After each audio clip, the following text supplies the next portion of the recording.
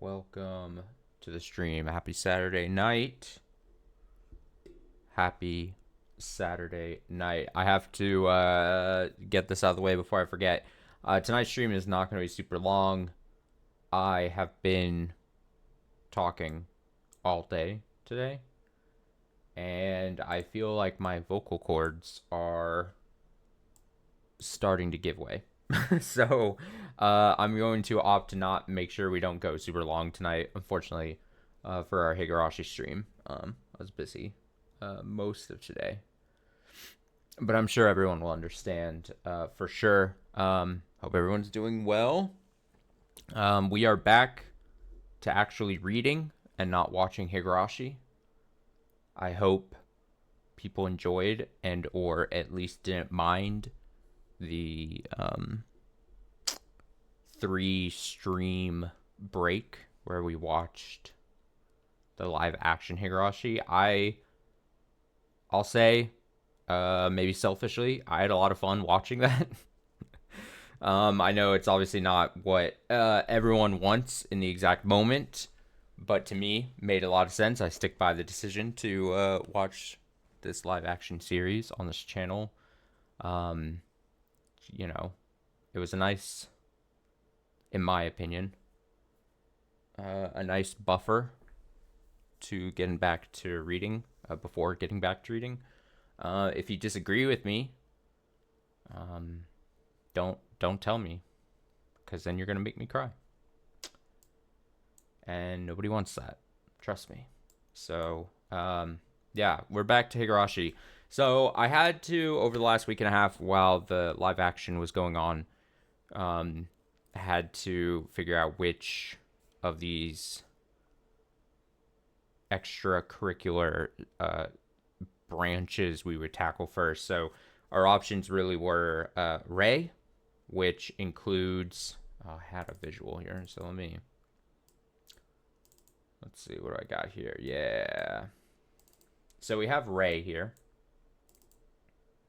which includes Saikoroshi, Batsukoishi, and Hiro something or another. And basically, it was told... I've been informed that Saikoroshi, which we're starting tonight, is basically like an unofficial, seemingly people call an unofficial, like chapter 9 or epilogue to the series. So it makes sense to go this route, and then I don't want to bounce around too much. So we'll go Saikoroshi here, however many streams that takes, then Batsukoishi, and then whatever. This thing is just cut off, but yeah, that's basically what we'll do. And then tentatively, I think then from Ray, I think we're gonna bounce back to the console arcs. I don't know what to call them, but I downloaded an extra thing and modified chapter 4 to do it or whatever.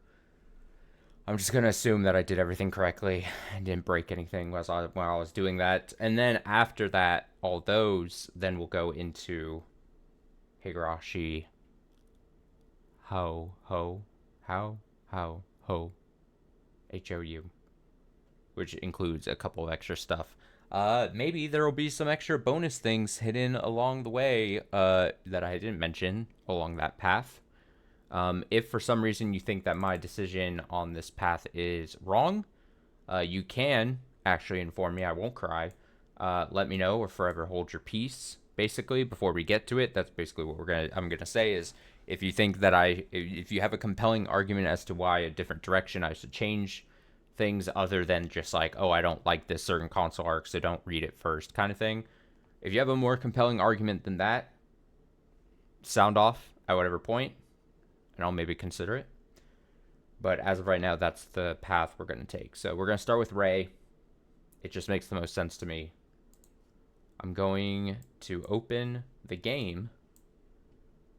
Mind your ears. Hopefully nothing breaks. And we're just going to hopefully...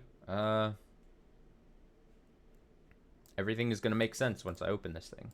You know what I mean? It's the least we can hope for. Like I said, tonight's stream can't be super long. That's to save my golden voice.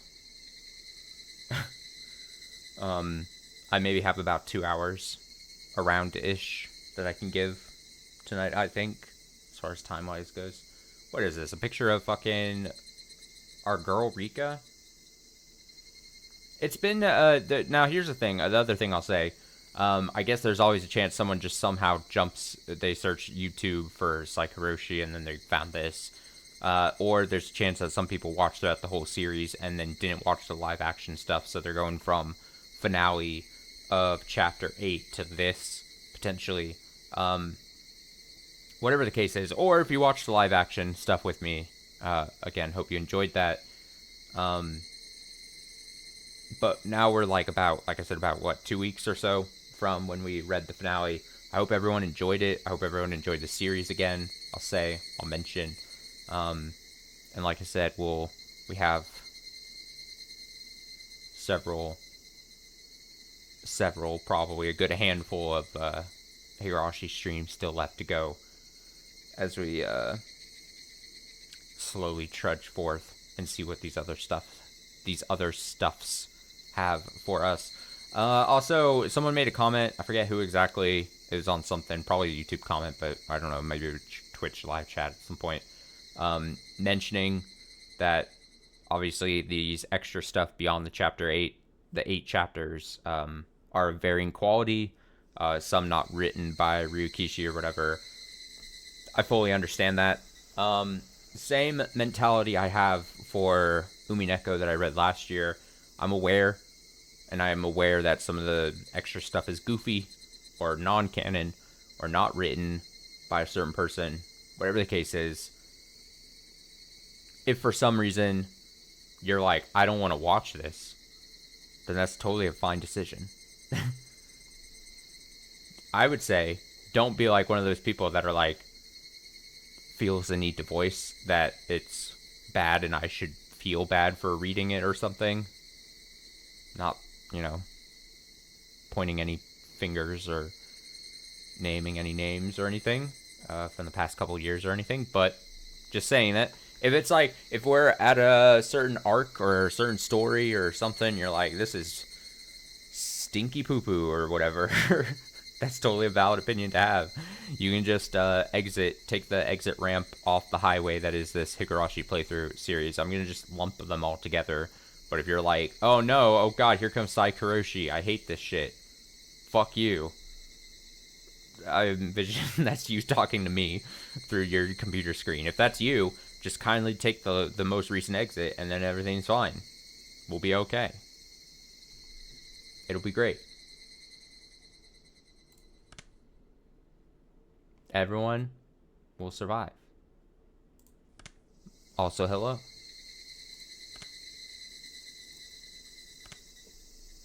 I should check this, shouldn't I? So I did some research. I don't know exactly how long, but I know Saikoroshi is not going to be done in this one sitting, but it's also not going to be a huge handful of sittings. So we'll probably finish it in like 2 or 3 streams, I would assume. Is the plan. Oh, also I should say, because the calendar fucking sucks. Dude, the calendar is really trying to fuck over this channel and me and the streams. I know last Tuesday was Christmas Eve, and we ended up just watching Higurashi. This coming up Tuesday, when we'd normally do Higurashi stuff, is New Year's Eve. I don't know exactly what my New Year's Eve plans are, but they might be existent. So I don't know what my status will be on Tuesday. So if I can help it, I don't know if I have to start early, maybe. I'll have to figure it out.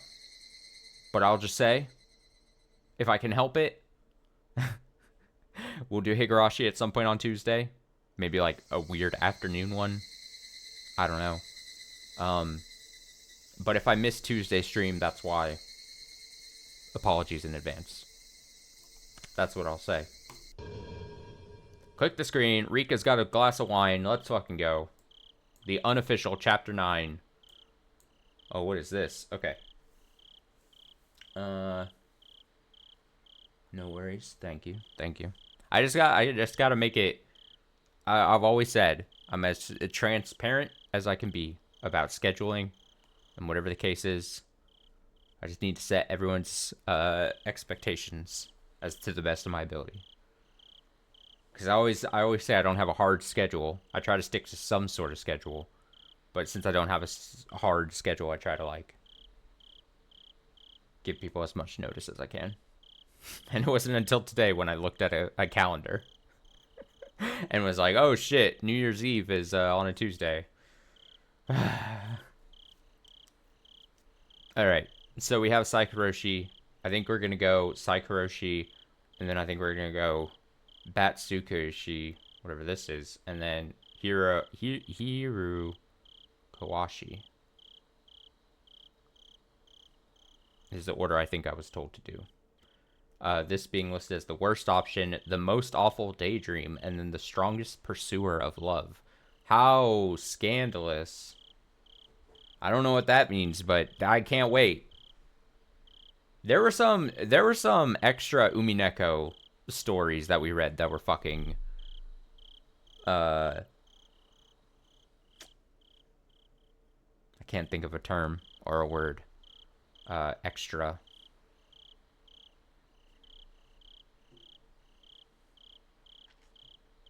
The worst option, Saikoroshi. This is a tale of Furude Erika. Reaching the summer of 1983, her power allows her to choose one of many worlds. But is this world truly the best one for her? Question mark. The difficulty here is malicious. For all you dear connoisseurs who prefer it that way.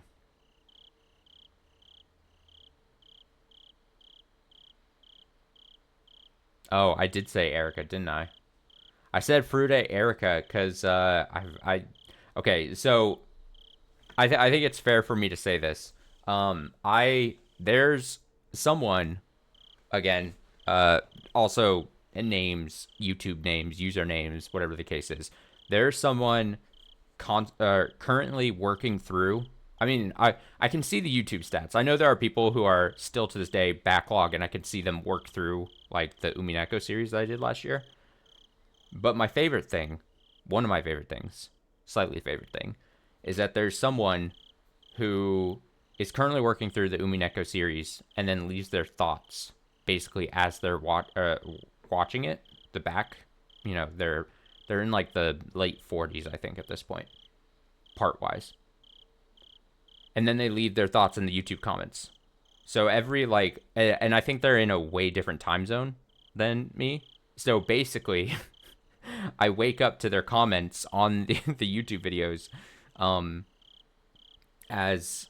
when I like wake up, because I can see the parts, and then they leave comments, and I'm basically re-experiencing everything. So like, if they ever say like, or I was thinking a lot over the last week of like Umineko stuff. So then when I said Furude, I was like Furude Erika.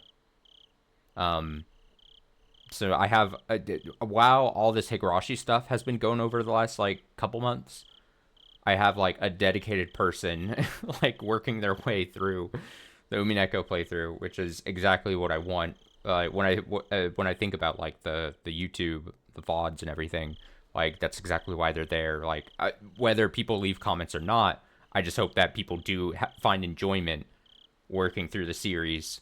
Especially this person, again, I don't have their name handy to me right now, but it's their first time through the Umineko series. So they're witnessing the Umineko series for the first time also along with me. And so it's just been cool to see. And like I said, they're in a, I think they were saying that they like take their schooling in like Japan or something. And so they're in a completely, at least that's what they say. I can't verify any comments made, but like that's the case. And then so they are watching it a lot during like while I'm asleep. so like I said, I normally for the last like few months now I've been waking up to comments, and then I have to like rethink, and then I'd be like, oh, what was happening at Umineko during this point? Or like I said, they're in like the late 40s at this point or something right now. But yeah, I thought it was very cool. Like I said, it's exactly my, again, if I had any hopes or dreams for the fucking VOD channel on YouTube, it's that they're in perpetuity, always there for someone who's, especially no one hadn't experienced something like Umineko, and then they can, in theory, experience it for the first time along with someone. And I know you could, like, there's not just me, there's millions of, well, it's not to be dramatic, but like there's a lot of playthroughs on YouTube. So the fact that someone chose me out of all those people, it kind of shocks me just slightly. But and it's not like I'm getting a big head or anything, but I'm like, you could have picked anyone, and somehow you stumbled across mine, and this is who you're stuck with. But I appreciate it nonetheless. Obviously, it's cool. It's a cool thought. But anyway, long story short, that's why I was thinking of Erica. I was saying Frude, Erica, but it says Rika. Because Rika is the character in Higurashi.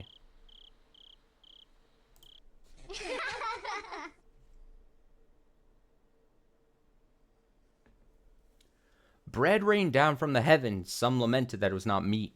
Meat rained down from the heavens. Some lamented that they preferred bread. God descended down from the heavens. Until I know what will make all happy, water shall rain down. Okay. Okay. This is a work of fiction. Any resemblance to actual persons or organizations is entirely coincidental. Oh, we're back in Hinamazawa. Oh my god, we're back. Makes me remind of how I stumbled upon the channel. I was watching someone else play Umineko and needed just a bit more. You had been playing a bit of Umineko basically almost every day. A bit more? Do you mean like you just needed a bit more... like you just wanted to see more people playing it, or did you need a bit more like of that special sauce? And somehow I just brought that. I brought that special ingredient, that extra pizzazz. I was just like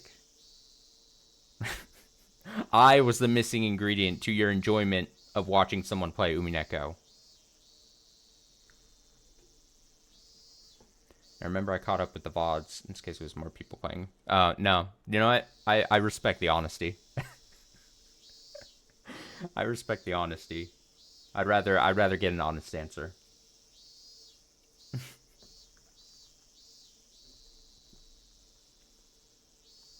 Oh, but yeah, you were so you were someone watching the VODs and then you made the jump to the Twitch. I guess that's another ultimate dream. I mean, I don't really care. I always talk about how I always view like the recorded YouTube videos to be my main thing I care about. But whenever someone makes the jump from YouTube to Twitch, I'm always like, oh, that's really cool. Oh, you looked at the VOD section of Twitch. I see. I see. Oh, you're one of those rare people who are looking at VODs on Twitch. Which I thought was non-existent. Or, not that VODs were non-existent, but people who watched VODs on Twitch. I thought that was non-existent. But I know that's not existent because, like, it's not, obviously it's not, again, it's not huge-ass numbers or anything, but I can see Twitch on my end. I can see views of people that in theory watch live and then also are watching it once it posts as a VOD on Twitch. So, I know people do. I just act like they don't exist. I just close my eyes and I go, I don't believe there are people like this. But saw a ton of Umineko, and then I was on a week-long vacation. I had to wait a whole week for more Umineko. You were just about finished with episode 1. I was just about finished with episode 1 and took a vacation? Oh, is that the last time I went home? Like, almost like a week and a half, or a year and a half ago now? I would maybe line up. Huh. Damn. It's been too long. I never go home. Oh, man. Yeah, that sounds about right. I think I remember, I think I did, like, fly home, like, probably around March of 2023 last. You're getting me all nostalgic about random things. God, dude, I do remember. Yeah, it was around then, March, when I was doing Umineko and Disco Elysium. It was like kind of like a weird time for the channel where I was playing two games that were just very polar, different brain, parts of my brain. Like, it was good though. Strange time. Here we go. The cicadas chorus had been growing increasingly lively. The strange weather during the never-ending June had been hot enough to make us feel like summer had come early. But, even so, it was still only June. Once we got closer to summer in July, the season graced us with even more summery weather. So is this an actual epilogue? Truly, is it just fun times? Fun times? I need fun times? Today, to fulfill my dream, we all went to play at the swimming pool. The dream might have seemed humble at first, but I didn't have to look back on the 100 years journey it took to achieve it anymore. Still, I decided I shouldn't forget about it. For many people, this was a perfectly ordinary day, but for me, it had taken so many years of wandering just to get here that it made me feel faint. And remembering it made this seemingly average, regular life fill me with such profound happiness.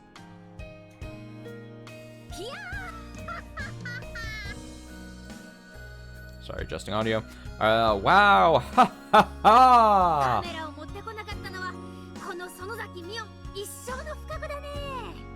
Not bringing a camera today must be Mion Sonozaki's greatest failure.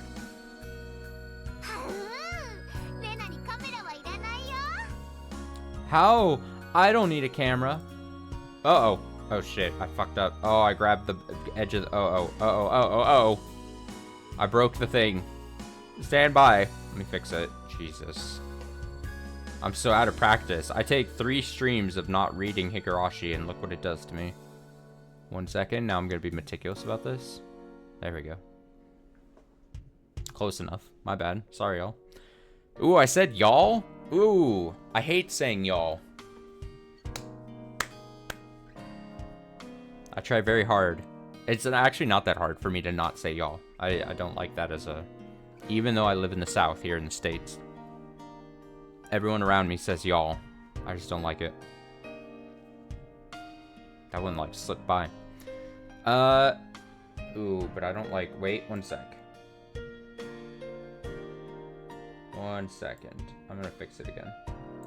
There we go. I had a slight black border around my thing now. On my end. How? I don't need a camera.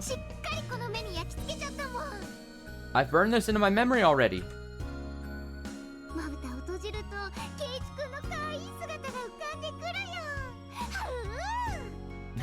When I close my eyelids, I can still see how cute Keiichi looks. How?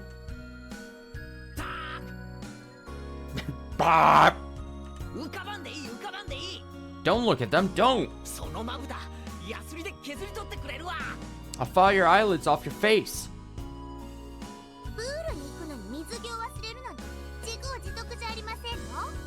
That's what you get for forgetting to bring your swimsuit to the pool.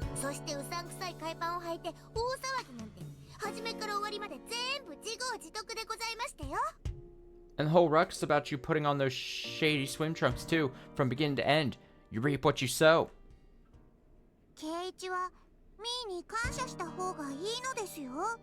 Keiichi, you should thank me.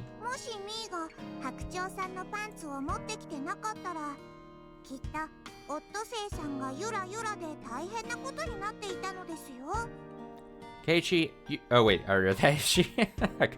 if she hadn't brought those swan underpants, your swan would have been swinging all over her. Rika, that's a lewd. Don't say that. Nippa!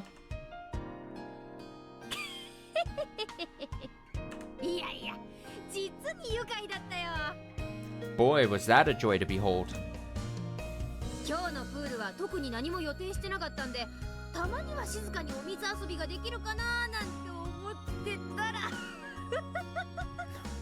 I didn't plan anything specific for today, and just when I was thinking we'd play some nice, quiet pool games. やっぱりこのメンバーじゃ何も起こらないって方が不思議だもんね。Well, with this group, it would be strange if something didn't happen.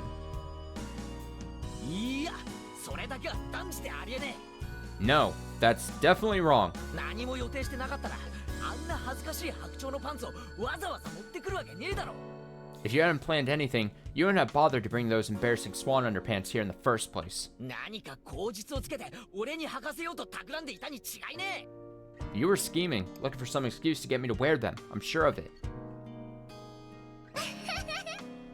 でもとっても楽しい一日だったからレナは大満足だったかな。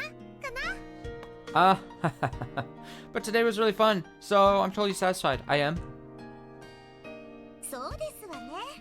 Certainly was fun. その点につきましては同感でございましたよ。 On that point, I quite agree.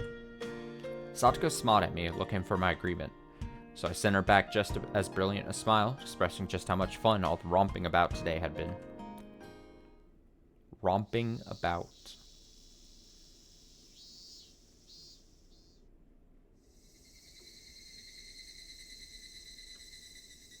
As we all reminisced on our romp at the pool today, we got on our bikes and started on our way home. Hinamizawa didn't have any pools, so we'd gone to a public pool in Okinomiya. There was an elevation difference between the two communities, and while going downhill had been very pleasant, we had a long trip upward on our way back. For Hinamizawa children at the zenith of their energy, it wasn't much of a chore, but we naturally fell silent as we quietly pedaled up the hill. Seeing everyone so silent made me want to screw things up somehow. Messing with Satoko at times like these was so much fun for me that you could call it the very purpose of my existence. I pedaled harder, caught up to Satoko's bicycle as she pedaled in silence, and gave her a nudge on the shoulder.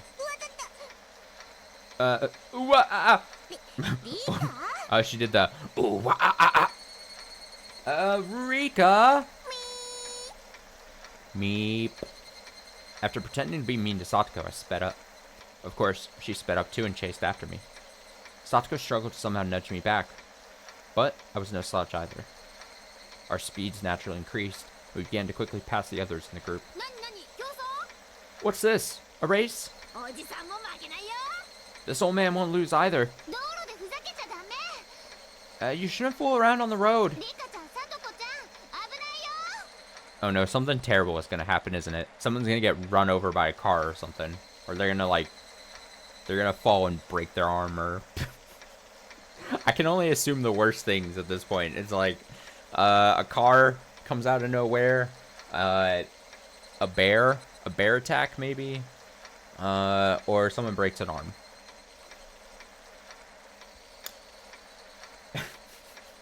It's dangerous, Rika-chan, Satoko-chan. This was a public road, and cars sometimes came and went. But we lived here a long time, so we knew not many cars came around at this hour. Rika! A car's coming! Meep! Oh god. I won't fall for that trick. So when Satoko said that, I thought she was just trying to distract me. Oh god, that makes me nervous. A car horn. When I heard it, I realized Satoko's warning wasn't a trick. But it was so sudden that I was overtaken with surprise. Oh my god, is Rika... Dude, if this is an epilogue to the whole thing... I think I made this joke, like... I made a joke about this, I think, at some point during the ending... Or towards the end of 8. Where I feel like I said something along the lines of, like, wouldn't it be... fucking disappointing if she finally... Rika beats the reason she keeps dying. And then, like... naturally she just dies like a few months later. If that's what's actually happening here.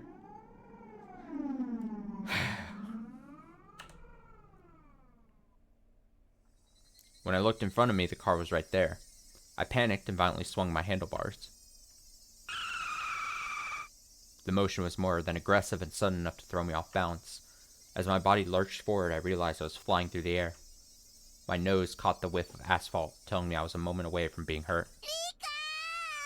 Rika! I heard Satoko shriek. No, the sensation I was experiencing was so unreal that I could only say I thought I heard her. I couldn't even figure out if the sight of the car coming toward me as I hurled through the air was real. But that absence of reality probably only lasted about 1 second. I wasn't even given the time to say, oops. Oops.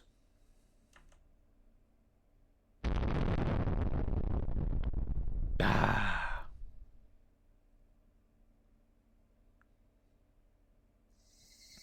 I heard the cries of Higurashi in the distance. In those cries dwelt such cool tenderness that I wanted to listen forever. Eventually, the silence was broken. The sound of many footsteps approached, pulling my mind back to reality. Suddenly, the cries of the Higurashi were gone. The cries filling the room were that of cicadas. I thought I'd been hearing the Higurashi this whole time. Was that a dream? I was in a bed. I didn't recognize the ceiling. Where was I? The room was small, with an office desk and shelves full of medicine. I recognized the smell of that medicine, and the voices of children mixing with the cicada's cries. I knew right away. I was at school. I was in bed at the nurse's office. Oh, God. It's Chie. The door opened and Chie appeared. Behind her was Satoko and... Huh? My mind went blank. It was the face of someone who couldn't have been there. 大丈夫ですか、フルデさん。 Are you alright, Furude-san? よかった。 Ah, thank goodness. 本当に心配しましたよ。 I was really worried. もうすぐ診療所の先生が来てくれますからね。 The doctor should be here soon. まだ横になっていてください。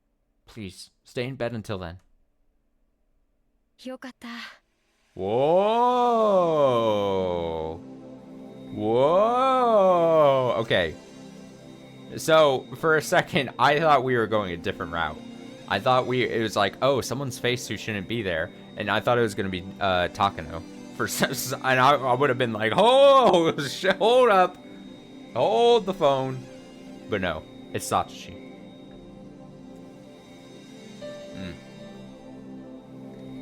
Alright, he says, thank goodness. 本当に心配したよ。 I really was worried. My mind was still blank. Dazed, I kept staring at his face as he spoke words of concern. This person could not possibly be at school in 1983. サトシ。 Satoshi, 大丈夫？ are you okay? まだ調子良くないみたいだね。 You still don't look very good. 先生が来てくれるまで横になっていなさい。 Stay in bed until the doctor gets here. それより、北条さと子さん、 That aside, Satoko Hojo-san, どこに隠れました？ where are you hiding? Shay raised her voice and turned back towards the hallway before Satoko poked her face out, looking as though she was sulking. 私、そんなに強く投げてないもん。 I didn't throw it that hard. フルデさんが大げさなだけだもん。 Furude-san is just exaggerating. そんな謝り方はありません。 That isn't how you apologize. ちゃんとフルデさんに謝りなさい。 Say sorry to Furude-san. I sensed something a little strange about Satoko's tone and mood. In any case, judging by the situation, Satoko had done something to me. And as a result, I've been carried to the nurse's office. Oh shit, did she have such an experience that she transported to a different timeline? And so did Satoko do something different than the bike thing and then I don't know how you would describe it. Rika hits her head so hard, slams her head against asphalt so hard, she transports to a different timeline. Oh, what if this is oh man, it wouldn't make much sense. But what if it's you know how we've had the different timelines and we'd reset and then things would be kind of the same, but some things would change just based on certain actions or whatever. What if we go to a timeline and it's so different?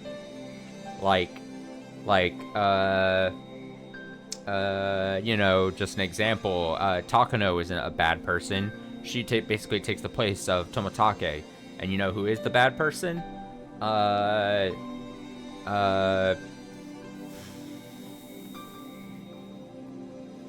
Tomotake, I guess. Or Irie. Yeah, sure. Or fucking Kechi's parents. Or Kechi himself. Maybe he's a bad person. Maybe he's been enlisted by Tokyo to do bad things. And then Nomura has some kind of phone line to him for whatever reason. I don't know. I just want to get really weird with you know, it's like the, not necessarily butterfly effect, but like, oh, one different thing happens and then the timeline completely shifts, and it's like, I don't know. I'm just rambling. Anyway, Satoko had done something to me, and as a result, I've been carried to the nurse's office. In any case, judging by the situation, that's how it looked to me. But didn't I pass out after falling off my bike on the way home from Okinomiya with everyone? Come here, Satoko-san. Chie called Satoko in a firm voice. Chie called Satoko Satoko-san before Satoshi went missing. The only time there were two people named Hojo was when Satoko and Satoshi were both here together. In other words, before June 1982. Then, was this the past? Was I repeating everything again? Oh no. I felt a chill start to crawl through me. Oh, that's actually nightmarish. I didn't even consider this. What if you slam your head so hard, you don't just go to a different timeline, you just go back in time, and then you gotta re-experience overcome the tragedy of the fucking summer that you spent so long, 100 years or so. Oh no. I don't want to be a part of this. I'd gone through all that hardship to get past June of 1983, and now the world had rewound to the past again. The dead end of June 1983 that I challenged for over 100 years, that's exactly what I was saying, and finally broke through. Would I have to defeat it again? I certainly learned many things and defeated my fate with certain willpower, but I was also saved by a lot of luck. There was no proof I could challenge June 1983 again and defeat it like I did last time. Which meant I was probably hit by that car in the bike accident and killed. And just before dying, I'd rejected death and rewound the world. The way that unrealistic memory cut off was definitely similar to when I'd rewound to the world previously. Then, would I have to undertake a terribly long journey again? That can't be. The idea was infinitely terrifying. As it dawned upon me, I felt as though my vision was growing distant. I still hadn't fully understood just how terrifying this was just yet. Come, Satoko. You need to apologize.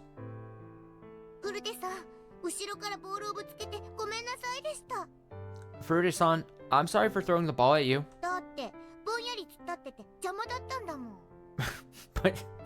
But you were just standing there and being in the way. That's a good explanation. Satoko's apology was strange. It wasn't even an apology, really. It literally sounded like an excuse. She looked at Chie and Satoshi, wondering if that was enough.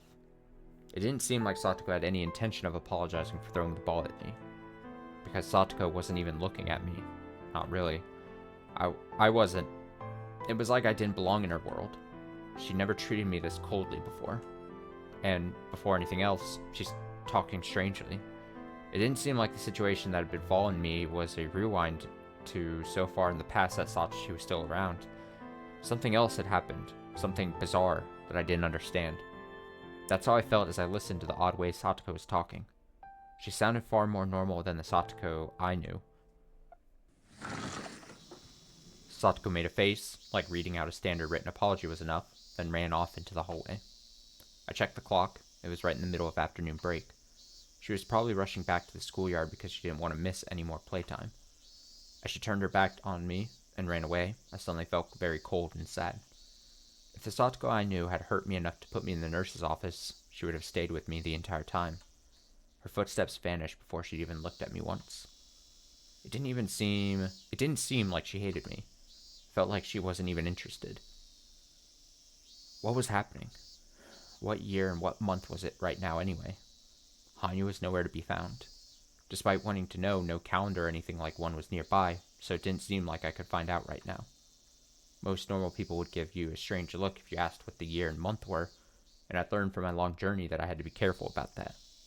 Instead, I decided to push that question aside for the moment.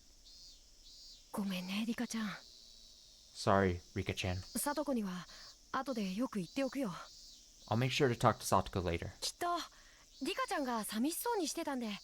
遊びに誘ってあげたかったんだよ。 I'm sure she asked you to play with her because you seem lonely. み Me. ありがとうなのです。 Thanks. もう気にしてませんのでいいのですよ。 I'm not worried about it anymore, so it's okay. I'm gonna change something just slightly.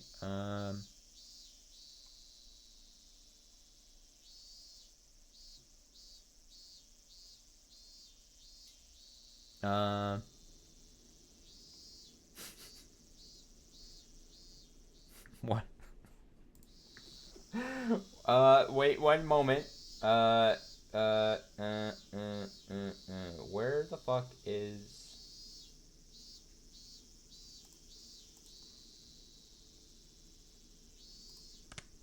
Oh, that's what I want. Jesus, why does this take me so long to...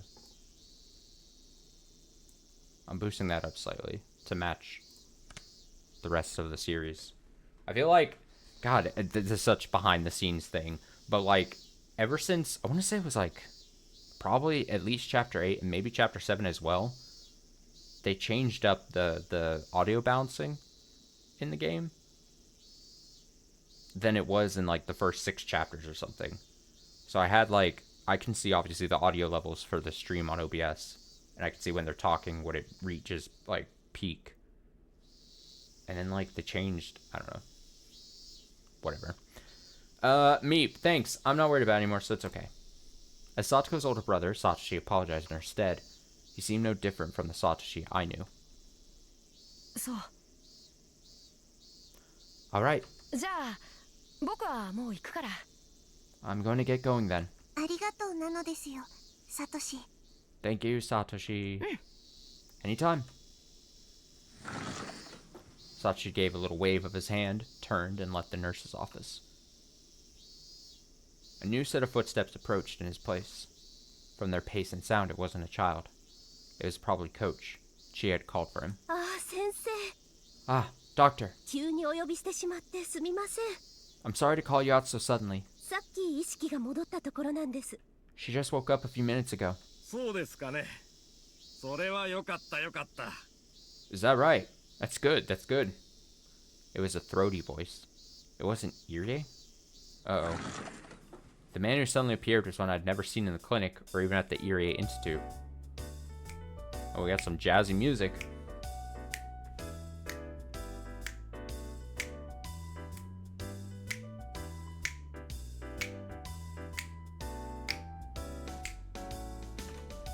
He was a large man with round curves, the exact opposite of Irie. The stubble on his face made him seem rugged. He was so distinct that I wouldn't forget even him if I'd only met him once.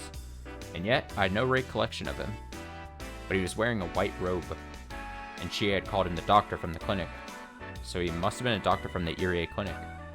But I never met him before. やあ、リカちゃん。 Hey, Rika-chan. 災難だったな。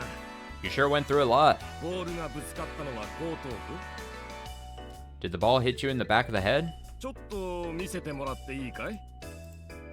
Would you mind if I took a look? み Me? Without waiting for an answer, the mountaineerish doctor felt around the back of my head. His fingers were uncultured, completely different from Irie's delicate hands. 今度は目を見せて Oh, く he's れるか got い？ man hands. He's manhandling the back of her head. Could you show me your eyes? うん。大丈夫みたいだな。 Yup, you seem alright. 何か頭痛とかはするかい？ Do you have a headache or anything? 酔うとか平衡感覚がおかしいとかあるかな？ Any nausea or dizziness? ないのです。 No?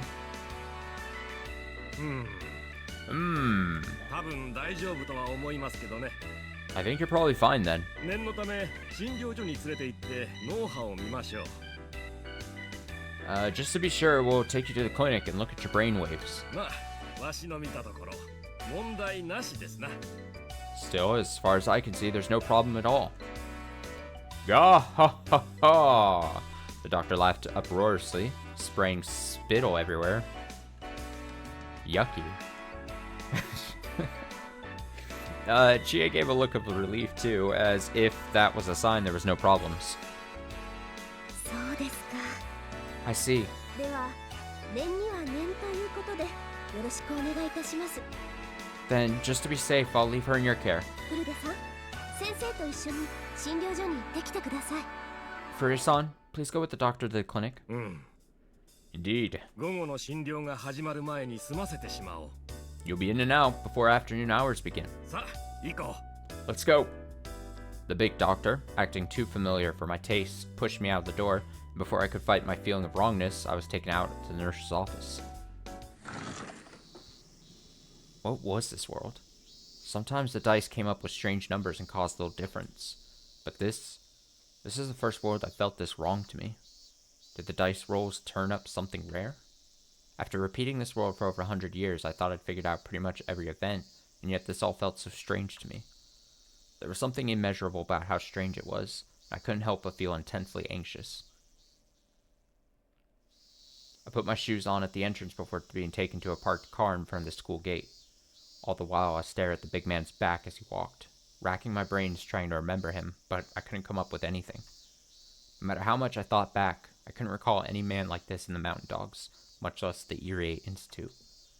If Satoshi was here, that meant it had to be before June 1982. Hanyu would always be there as soon as I woke up, and she'd tell me what was going on in that world. But in this world, I haven't seen Hanyu even once. Didn't I finish the game already? If only it was that simple. If I've learned one thing from Umineko last year to now Higurashi, even when you think you finished it, there's still so many layers to peel back. The radiant sunlight, the annoying cicada cries, the lively voices of my classmates, I knew them all so well. But something was different. It almost made me sick. Hanyu, where am I? What kind of world is this? Hanyu didn't answer me. Hanyu is dead. Fine then. If I went home and opened a bottle of wine, she'd be sure to come rushing in. Not once had she ever allowed me a few elegant minutes to myself. みーちゃん、みーちゃん、えい。 Me-chan, take this. Ha. 甘いね。 Too slow. ドッジボールの鉄則は弱いやつ狙い。 The most important rule of dodgeball is to go for the weaklings. 私を狙うのは戦略ミスだよ。 Aiming for me was a tactical mistake. それ、次にとろいやつはお前さ。 And the next slowest one is you. Bukua! Ow, ow, ow, ow. I saw several classmates playing a game of dodgeball. Mion and Rina were there in the crowd. Rina?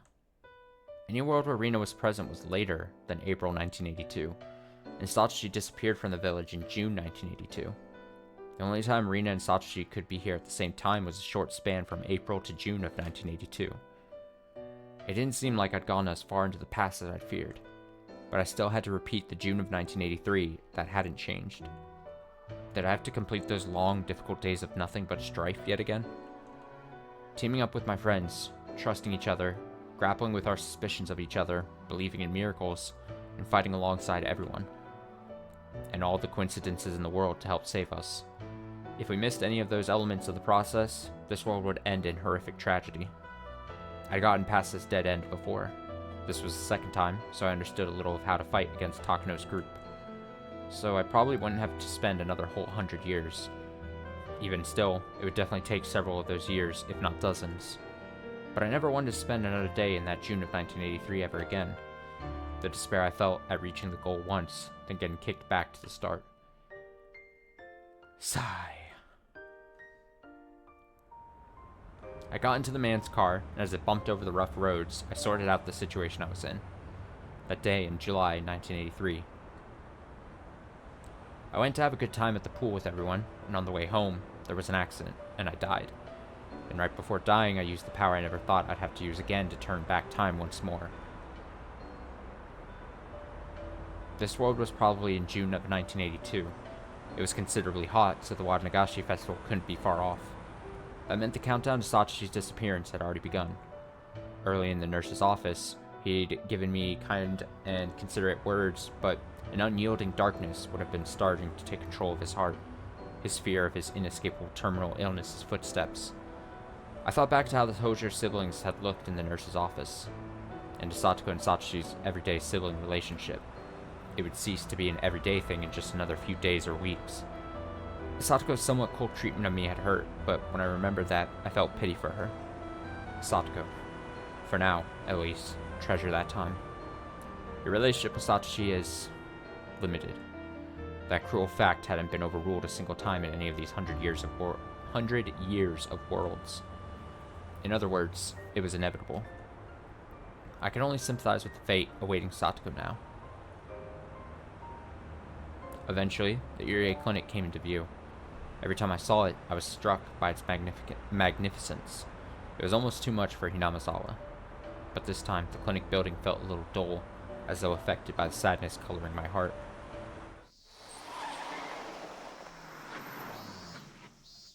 The car came to a stop in the employee parking lot near the back entrance. 歩けるかい？ Can you walk? 具合は大丈夫かな？ Are you feeling well? み Me. 全然平気なのです。 Oh no, she's like a dehydrating fish. You gotta put her back in some water or something. I just imagine her like in the back of the car being like, Meep. I'm perfectly fine. 検査なんて大げさなのですよ。 I don't think I need a brain scan. 頭はその場では何もなくても、後から突然来ることもあるから怖いんだ。 Head injuries are scary because some take a while to do anything. きっちり検査しような。 We'll play it safe and get you scanned. 何事もなければ午後の授業には戻れるよ。 If it's nothing, you can go back for afternoon class. This was the first time I'd met this strange doctor, but he didn't seem unreliable.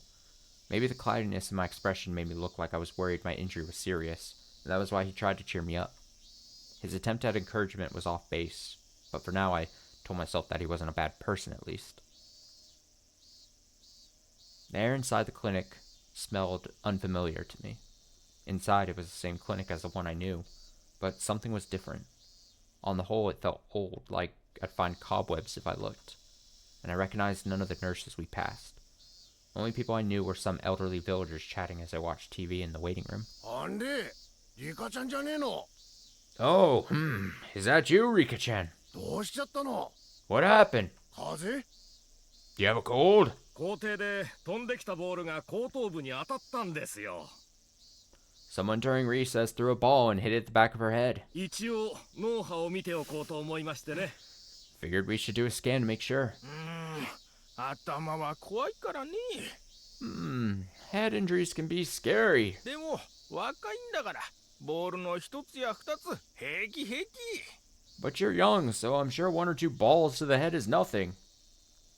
I'm always saying that. I don't know what I mean by that. The old people laughed aloud as though rubbing some spit on the bump would fix it.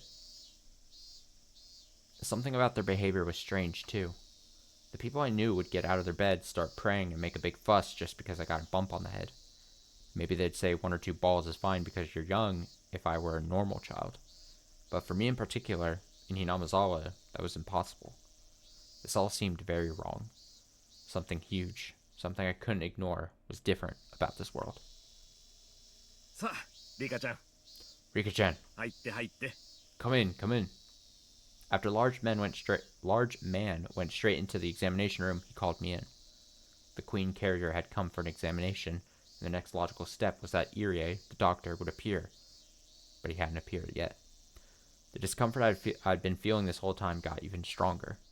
And then, I spotted something odd. It was a notice from the hospital, hung in the waiting room. Please be sure to bring your insurance card on your first checkup of the month.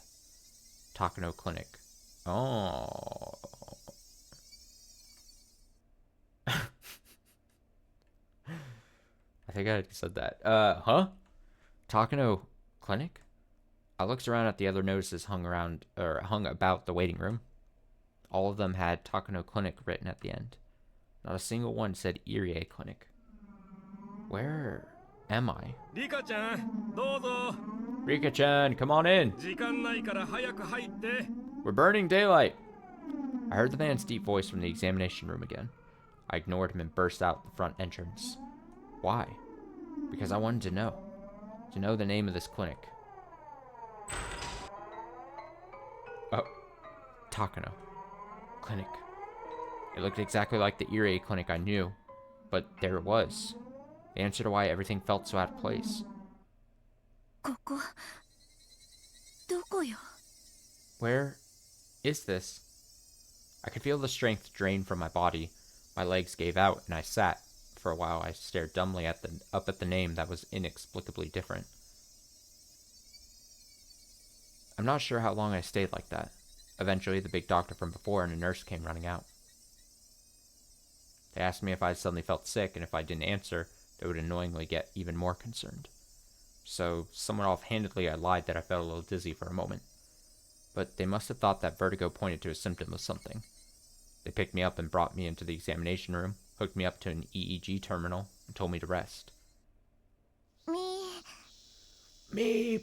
本当に何でもないのです。 It's really nothing. めんどくさそうだったので逃げちゃおうと思ったら転んでしまっただけなのですよ。 I thought this would be annoying, so I tried to run away, then I tripped and fell. 何でもないかは医者が決める。 It's the doctor's job to decide if it's nothing. わしがいいというまでそこに横になっていなさい。 Please lay down until I say it's okay. いいかね。 Understand? I felt like the more I tried to say, the more complicated things would get. So for now, I decided to play along so I could get out of there. 先生、 Doctor? 入江というお医者はいますか？ Is there a doctor named Irie here? 何？ What? 誰だって？ Who did you say? 入江です。 Irie. 入江？ Irie? それはリカちゃんの主治医かい？ Is that your family doctor, Rika-chan? どこの病院だい？ What hospital does he work at? We're getting nowhere. Is Irie not in this world? Compared to everything the other adults like Akasuka and Kasai did during the long battle of June 19th, Irie's presence might have seemed to matter little, but it was extremely important that he was around. Without his determination to sever the chain of sadness created by Hinamazawa syndrome, there was essentially no way for Hinamazawa to break free of its 1,000-year curse. And Irie wasn't here. Plus, Irie was my only ally who knew I was the Queen Carrier. That ally was gone. The strange way Satoko was talking. The absence of my only ally from Tokyo, Irie. No doubt some unpleasant die had landed on a one. Then despite my ally Irie not being here, was Takano still behind everything? When you get one bad roll, you get a bunch more. 高野先生はずいぶん前にお亡くなりになられてるよ。 Dr. Takano passed away quite a while ago. この村にこんな立派な診療所を建てられた功績をたたえてね。その名を診療所名に残してるんだよ。 The name comes from that splendid doctor who built such a wonderful clinic in this village. わしはお会いしたことはないんだが、大変立派な先生だったという話だよ。 Someone I never had the chance to meet, but a splendid doctor if there ever was one, I hear. 立派な先生ですか？ A splendid doctor?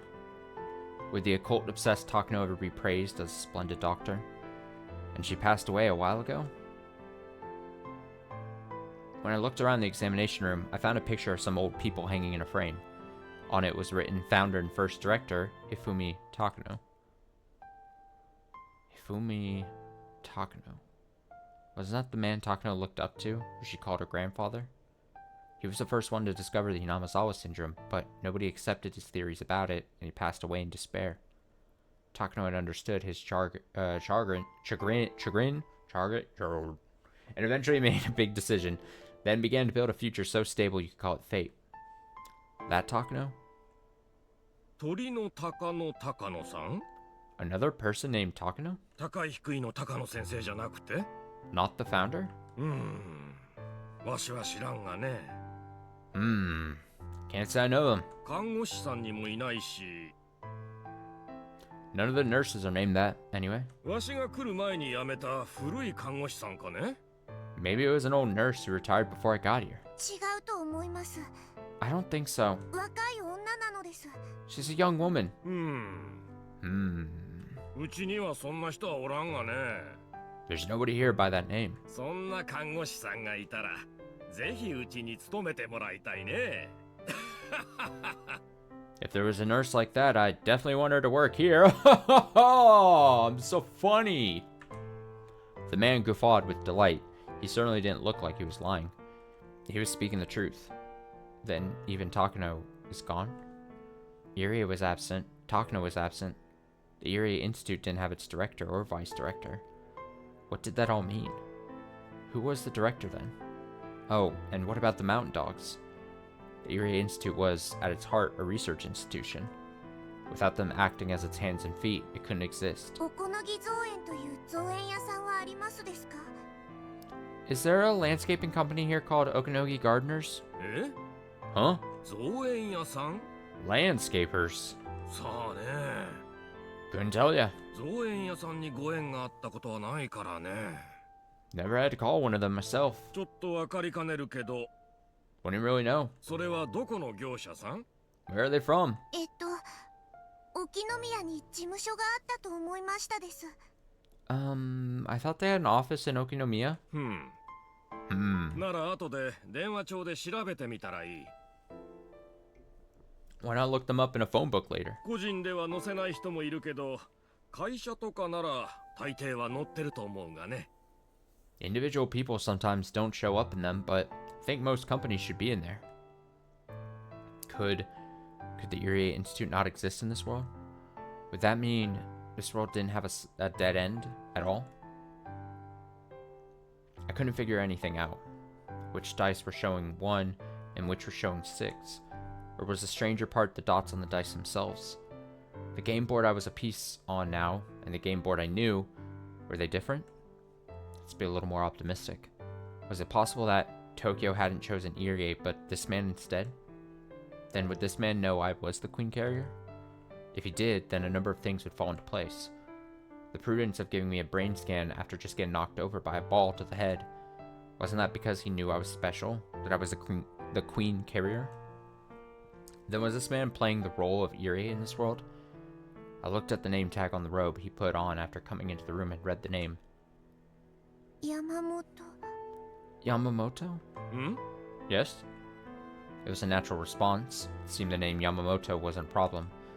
Was this Yamamoto person the director of the Irie Institute? Or rather, the Yamamoto Institute?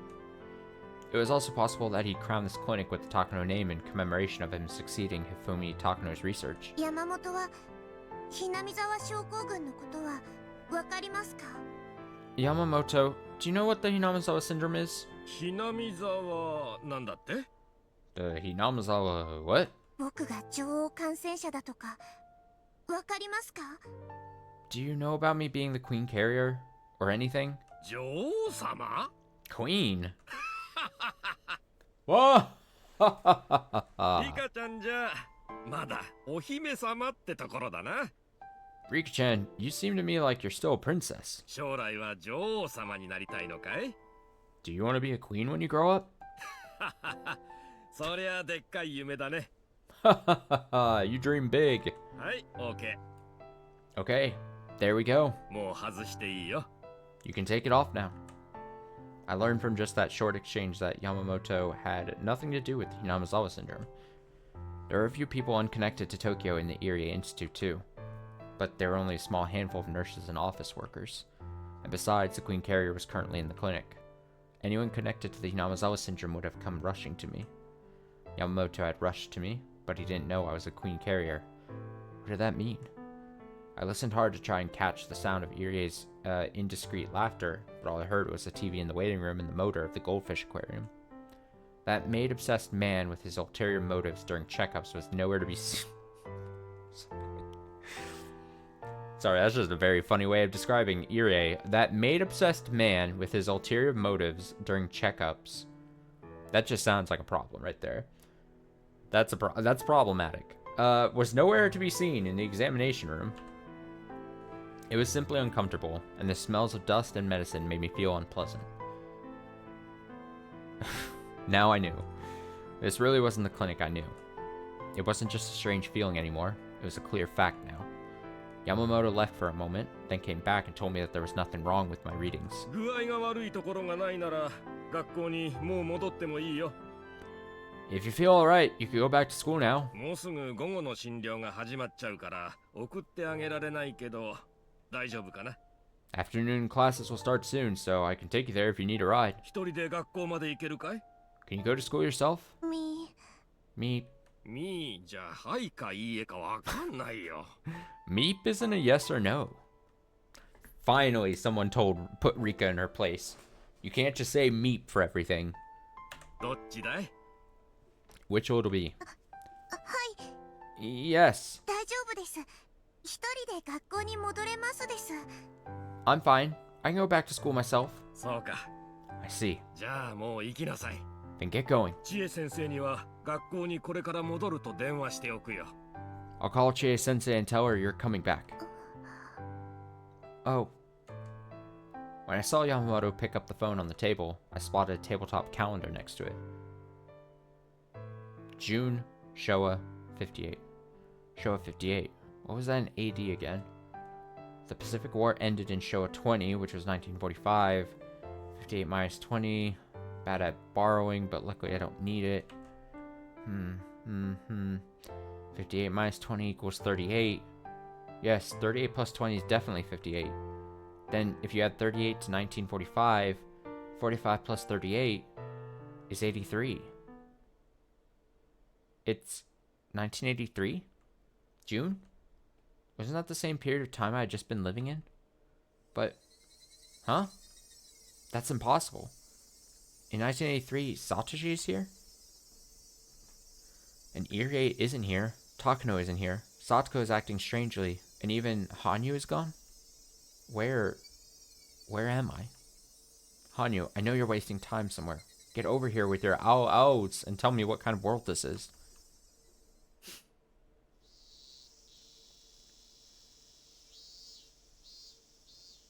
I mean, if maybe what is it? Occam's razor? Maybe the most simple solution, or the simple explanation, is the actual reason of what's happening here. Maybe we didn't go back in time. Maybe we didn't change timelines. Maybe Rika truly, like, bonked her head, lost some memory. A period of her life is just gone from her memory. And then Hanyu is gone for whatever reason. Well, no, this does... My explanation starts making no sense. But, like, because someone would understand, like, who Irie is. Like, it's not like he would have been wiped from existence. But I was going to say, like, oh, maybe Satoko is acting weird because, like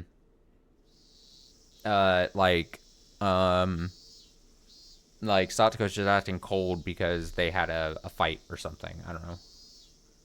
She got the accident in July, and this is June. Okay, fine. You know, I'm just spitballing here. No, you're exactly right. Yeah, what I was saying falls apart quite easily for multiple reasons. I don't know. Never mind. Take it back. I don't know. I just wanted to... there's a part of me that makes me... You know, I started by saying, like, oh, did they jump to a different timeline? And then I was like, oh, did they go back in time? Because Rika's like, did we go back in time? That would be the only explanation why Satoshi's here. Then there's the natural part of my brain that wants me to go, like, oh, there's got to be a... Like, maybe that's the whole trick to this whole thing, is that there's a much easier explanation. But now I don't know what that would be. Such a shame. I walked through downtown on my way back to school. All the storefronts were familiar, nothing had changed. But for some reason there were less people, and more stores with their shutters closed. This apparent state of decline reminded me of New Year's or New Year's Eve. Oh, topical. Look at that. New Year's Eve. We're almost there. Actually, I think this video is going to get published on YouTube on New Year's Eve. So look at that synergy, huh? We love synergy. It was a strange sight during the season when you could hear cicadas crying. I barely passed anyone, and even when old people walked by, they didn't talk to me. Normally, if I met an old person in the middle of the day like this, they'd ask if I had a cold and was staying home from school, or they'd start rubbing their prayer beads and saying weird things. There was none of that. Just like the old people in the clinic, they reacted with disinterest. I wasn't in the mood for it anyway, so I was thankful they didn't do any of that. but there was already a heap of oddities before me, and I couldn't help but feel like it was growing even bigger. Afternoon break was long over by the time I got back to school. It was now time for afternoon classes. I went through the entrance and changed into my slippers. And then I noticed another strange thing. There were a lot of empty shoe cubbies. Empty was different from absent. Anyone enrolled would have either slippers or regular footwear in their locker, no matter what. If neither were present, that meant they weren't in this class to begin with. Sometimes people took their slippers home to wash during the weekends, but any lockers being empty during the day was unthinkable. I counted a little over 10 pairs of shoes. That was only half of how many people were in this school I knew. Everything was messed up. I had no idea what was going on. Alright, new theory. This is all just happening in a dream or something. A coma-induced dream. Let's do the stereotypical, overused, plot device, trope of Rika got into an accident with the car. She hit the ground hard. She's now in a coma. She's experiencing she's just experiencing a different timeline, but it's not actual happening. She's gonna, at the end of this journey, this arc, she's gonna wake up from her coma or something, surrounded by the people she loves, and almost like if she was like fucking Scrooge or something, who was visited by the I'm thinking holiday stuff recently, but Scrooge visited by the ghosts of Christmas past and present and future, whatever the fuck this story is. She's gonna be a changed Rika. She's gonna be like, oh my god, I love all my friends. Hanyu, your O's aren't annoying. I love everyone. Something along those lines. She's gonna put the wine bottle down, and she's gonna realize she doesn't need that to have fun with all of her friends. I don't know. I steeled myself and opened the classroom door. No, what's the story? I mean, it's probably has been used in a lot of things, but there's some story, I don't know if it's like a Disney related story or something, where it's like someone wishes like, I just wish my life was different. I wish I didn't know all the stupid people in my life or something. And then they go back in time and then they realize that period, like if things were different and they didn't have all the people, I mean, in this case, it's kind of like if, I don't know, if Takano didn't exist or something, then they would come to realize, it's different and I don't like it, and I don't know. There's some story that's just like this. It's just like that, at least. Something like that. I know I'm right. Everyone turned around to look at me. There truly were only half of the familiar classmates there, and they weren't absent, because only half as many seats were actually in the classroom. Furude-san, please take your seat. Alright, everyone. Also, I don't know if I'm just going insane, but I feel like Chie's voice actress or voice has changed every new chapter she's introduced in. Is it a running bit that I'm not a part of? I don't know. Am I going insane? Possibly. But every time we hear Chie's voice, it sounds different to me. And I don't know what's going on. And I think I brought this up previously. I probably brought that up in like chapter 8 or 7 as well, because it sounded different in those as well. The case of the changing voice actress. Furude-san, please take your seat. All right, everyone. This is class time, so focus on your drills. Chie clapped her hands, and everyone looked back down at their desks and workbooks, ignoring me altogether. My seat. Sachi was sitting at the desk next to Satko's. That didn't seem to be my seat. Then where was it? Soon, I found an open seat, looking small and quiet in the back near the window. I could tell from the pattern of the floor cushion with my disaster hood in it. That seemed to be Rika Furude's seat in this world. It was in the corner, as though the classroom had forgotten about it. There were no seats next to it, and nobody would see it when looking at the blackboard. in a place where I wouldn't block anyone's view, whether or not I wasn't there. I'd say it was almost symbolic of how I'd been feeling ever since I awoke. I sat down and took out my workbook. Then, pretending to study, I looked around the classroom. Mion Sonozaki was here. She didn't seem very different. Rina Ryugu was here as well. The way she was helping the child in the seat next to her with her work was very like her. Satoko and Satoshi were studying together as friendly siblings. Satoshi, being the older brother, was teaching her things, but Satoko looked disgruntled, and his words went in one ear and out the other. To me, it was almost like she didn't hate studying, she just didn't like their roles being reversed, since she looked after him at home, and it made me smile a little. I still felt a tiny pain in my chest from Satoko's cold treatment of me in the nurse's office, but as far as I could tell by looking at her individually, she seemed totally normal. But I still couldn't shake the feeling that something was wrong there. When Satoko was with Satoshi, she was often gloomy because of problems at home or their aunt's abuse, so they were acting like normal siblings, and though I knew it was rude to Satoko, that felt wrong. But if Satoko had a normal life, that was fine. The bigger shock, though, was the absence of the most important person in our group of friends. I looked around the room several times for him, but he wasn't here.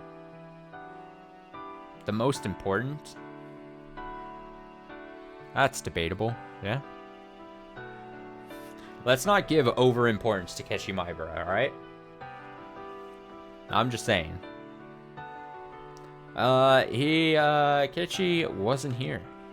I made multiple excuses, like I wasn't seeing right, or he happened to be absent today. But even the list of students on cleaning duty hanging on the wall didn't have Kechi's name on it. Everyone in the class would have had their names on there, but Kechi's wasn't.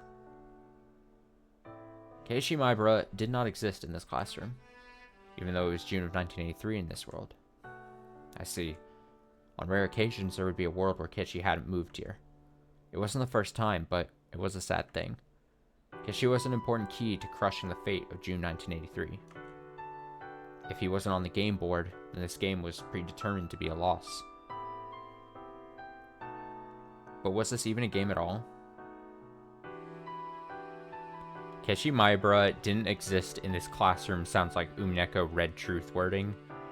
God, so true. Good point. Good call. And then, Beatrice appears in the classroom. Takes the place of Chie-sensei. And then Rika and Beatrice start like having like a word fight. Repeat it!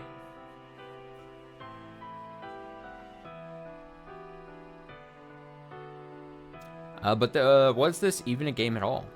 No. Irie, no. Takano. I said that weird. No Irie, no Takano, no signs of the Institute from Tokyo researching Hinamizawa syndrome. If none of them were here, didn't that mean there was nobody at all to fight? If I didn't need to fight, then, in a sense, Keiichi's absence wasn't an issue. Actually, in this case, June 1983 wasn't fated to be a dead end, and, in other words, in this world, the 1,000 dice all turned up ones, and that changed the absolute fate Takano had constructed with her certain willpower into something else. I had no idea what was the what. Could this world even be explained by what dots came up on the dice? Where dots? Excuse me, Rika, they're called pips. Sorry. Where am I? Someone tell me. Oh, Rika confused, Rika sad. Obviously unable to focus during class, my head was filled with the listless cries of the cicadas and the feeling of being out of place that I couldn't get rid of. Kids! Everybody stand up! Lei! Bow! Sayonara! Goodbye! Thankfully, Mion was still class president. For some reason, that was a relief. Oh, was there even a club in this world? If I could receive the baptism of those crazy club games, maybe it would clear up my feelings a little. On days we had clubs, she'd always call all the members right when school ended, Expecting that, I stayed in my seat as everyone ran out into the hallway. Satoko was one of those who dashed out. She was flying headlong towards the entrance, jostling the other kids her age. Satoshi left too, following behind her. Mion and Rina talked to each other as they got ready to leave. As far as it looked, we didn't have club. The club was annoying at times, but I yearned for it so much now. Was there no club in this world? As I started to feel lonely, I saw a grin spread across Mion's face before she and Rina approached me. Normally that grin would look gross, but when Mion did it, it didn't feel bad. Our eyes met. Thank goodness. Even this world had the after-school club it was supposed to. Hey, hey, リカちゃま。 Hey, hey, Rika-chama. お帰りになる前にちょいといい？ Got a moment before you go home? 部活なのですか？ Me? Is it club?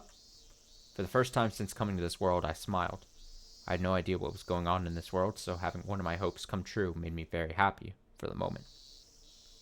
違うよ。明日の日直でしょ？ No, not that. You're on duty tomorrow, right? はい、これ日誌ね。 Here's the logbook. で、部活って。 And club, huh? なんだ、リカちゃんも私の部に入りたいの？ What? Did you want to be in my club too, Rika-chan? Me? I gleaned two things from Mion's few words. One was that I still wasn't a club member. The other was that, even so, the club still existed. For me, right now, that was an incredibly happy thought. Oh no, it's gonna be like some twisted version of the club. It's not the club we all know, Rika. Watch out, Rika! It's not the club we all know. ならばフルでリカ。君に我が部への入部を許可しよう。 Then, Rika Furude, I hereby grant you permission to join my club. みーちゃんおかしい。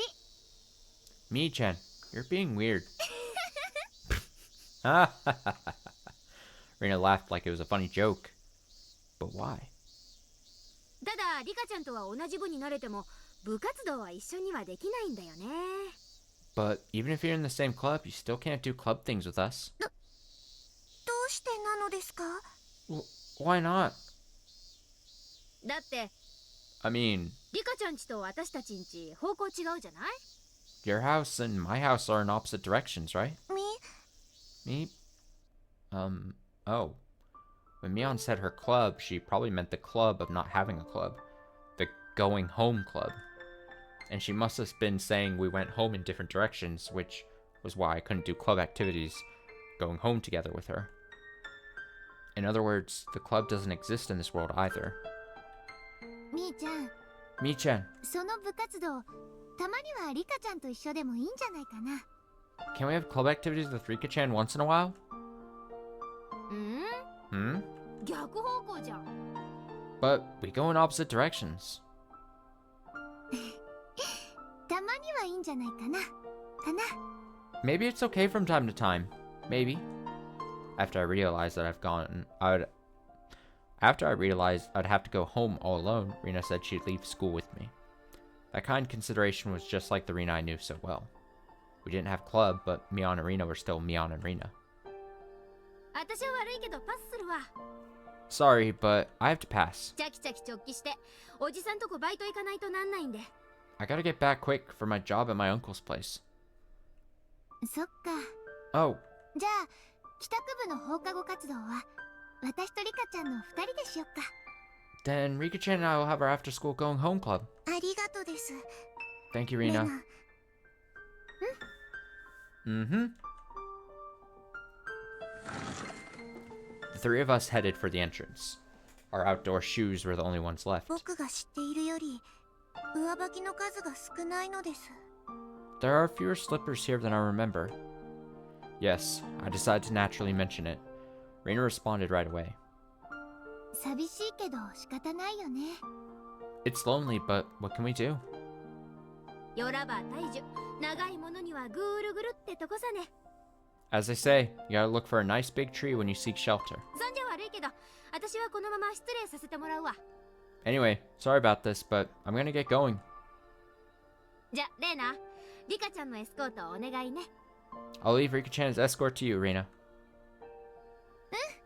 Okay. レイな Reina. ん Yes? 何 What is it? なんでもないです Oh shit, we're in such a timeline that she didn't change her name? Nothing. Rena was the kind Rena I knew, but her name wasn't Rena. Rena. I don't need people getting mad at me for saying her name incorrectly. Blast you, game.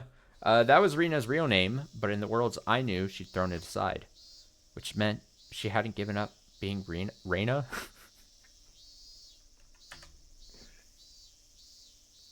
Or her path leading to today was different from the one in the worlds I knew? I knew Rena hated herself because she considered herself responsible for her mother's divorce. And as she'd messed up both her life and herself, she would have decided to part ways with that old self, start over, and rename herself Rena. But that didn't happen. That wasn't the only thing I learned from this conversation either. Regarding the number of people in the class, when I mentioned there weren't many people, they acted like there was a reason. That means the current number of students in this world hadn't been that way from the start. It had decreased to this number. Mion ran off, and Rena and I left school together. When we went across the schoolyard, I saw Satoko fooling around playing tag. さとこちゃんを見てるの Are you looking at Satoko-chan? み Me. Her name was different, but she still picked up on these things quickly. さとこちゃんも悪気があってボールをぶつけたんじゃないと思うよ I'm sure Satoko-chan wasn't trying to be mean when she hit you with the ball. 許してあげて Forgive her. Okay?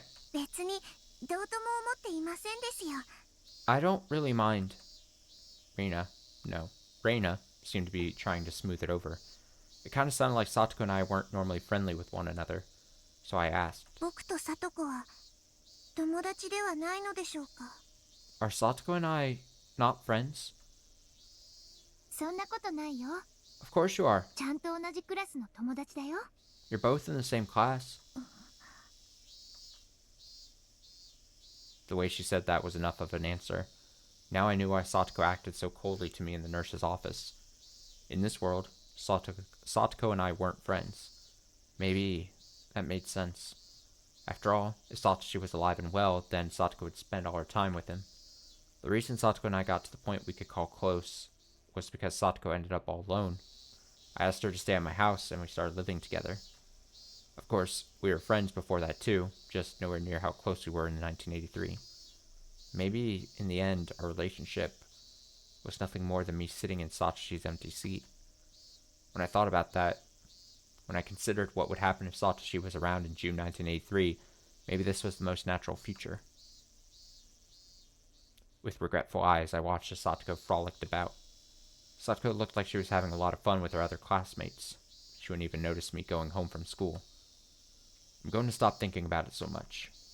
Before the true world I need to reach, this world is all but a defective one. I don't need to bother trying to understand a broken world.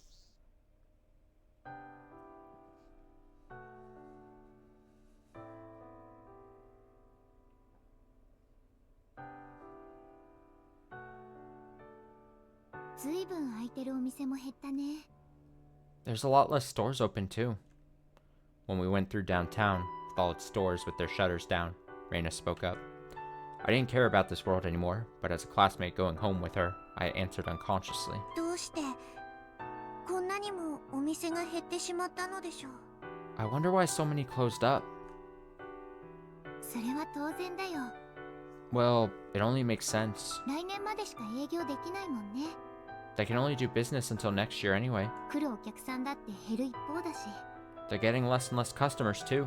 早めにお店を畳んじゃう人がいてもおかしくないよ It's not strange that some would want to close up shop early. どうして来年までしか営業できないのですか Why won't they do business after next year? 仕方ないよ立ち退きだし They can't. They're getting evicted. 立ち退き Evicted? 残念だけど仕方ないもんね It sucks, but there's nothing we can do. それに村は沈んでも村が育んでくれた私たちの魂が滅びるわけじゃない And even if the village sinks, it won't destroy our souls, the ones that belong here. Well, damn. this is a world where the construction project is going through with the dam, I guess, I assume. That's a big difference, obviously. I gave a start when I heard that. That couldn't... No, it was possible. In every single world, the story of Hinamizawa being submerged under an artificial lake was always present. But the Irie Institute, working from the shadows, would make sure that the dam project was cancelled. If there was no Irie Institute around to make them cancel it, that meant the dam project was proceeding as planned, and... じゃあ村はダムに Then, the dam will... 注水は来年で決定らしいよ。 I heard they decide to flood this area next year. 水没にはかなり日数がかかるそうだけど、私は見たくないな。 I think it'll take quite a few days to submerge, but I don't really want to watch. 湖になった後ならともかく、沈んでる最中を見るのは悲しいかな。 Maybe after all, maybe after it's all a lake, but watching it go under would be sad. 反対運動とかはなかったのですか？ Wasn't anyone opposed to it? 最初はあったらしいね。 At first there were. でも国の発展のために私たちだけがわがままを言うわけにもいかないし。 But we can't be selfish when it comes to helping the nation grow. よくは知らないけど、国の人も親身になって相談に乗ってくれたらしいよ。 I don't really understand, but apparently the government people were really nice and talked to us a lot about it. The dam conflict I was hearing from Reina wasn't even a conflict in this world. Everything regarding the dam was completely different from the worlds I knew. They proposed the Hinamizawa Dam project, which was the same as the worlds I knew. Relations between the nation, who wanted to evict us, and the residents, who refused, gradually worsened, and eventually broke down. It snowballed into a dire conflict over the dam. But in this world, it had been different from the very beginning. First off, relations between the country and the village were stormy at the very, very beginning, but apparently that was resolved quickly. The Sonozaki and Kimiyoshi families negotiated on the village's behalf, and they accepted the eviction on the promise of a large sum of compensation money. After that, the conversation was between the three families and the villagers. Nobody wanted to part with the soil of their ancestors. But for the villagers, who certainly couldn't be called wealthy, the money the nation would provide was no trivial matter. They worried over it to no end. Rumors flew about, wondering if Oyashiro-sama's curse would befall them if they abandoned these lands. But the Furude family head, my father, in other words, declared we couldn't be cursed if we built Oyashiro-sama a new shrine somewhere else and remembered to honor him. Despite many objections, the elderly agreed on a cooling-off period of several years. In addition to the compensation money, they demanded from the government the movement of the Furude shrine, the graveyard, and its symbolic trees, in addition to the guarantee of a new place they could call Hinamizawa. And if those requests were fulfilled, they would consider agreeing to the eviction. The nation consented to this. They proposed preferential occupation rights of reclaimed public housing land in Shishibone. With regards to giving the town a new name, they considered the residents' proposal as most important, and they consented to the movement of the shrine, graveyard, and other locations as well. In conclusion, though there were several years of turmoil, the dam conflict never happened in this world. Everything was resolved through talking alone, and the villagers had actually agreed to the dam project. Actual construction on the dam had begun a few years ago, and apparently construction vehicles were a constant source of traffic on the village's wider roads. And the eviction deadline was set at the end of April next year, so more than a few families had begun moving out in advance. One closed shop's shutter had a worn paper notice on it. On it was written, "Our deepest gratitude for your many years of patronage." I spotted a few other notices with "opposed to the dam" on them, but those had deteriorated over time, a silent indication that the dam war was a thing of the past now. クラスの子も全員が公営住宅に行くわけじゃないみたいだね。 I don't think all of the kids in class are moving from the public housing. さとこちゃんちなんかはよそへ引っ越しちゃうみたいだよ。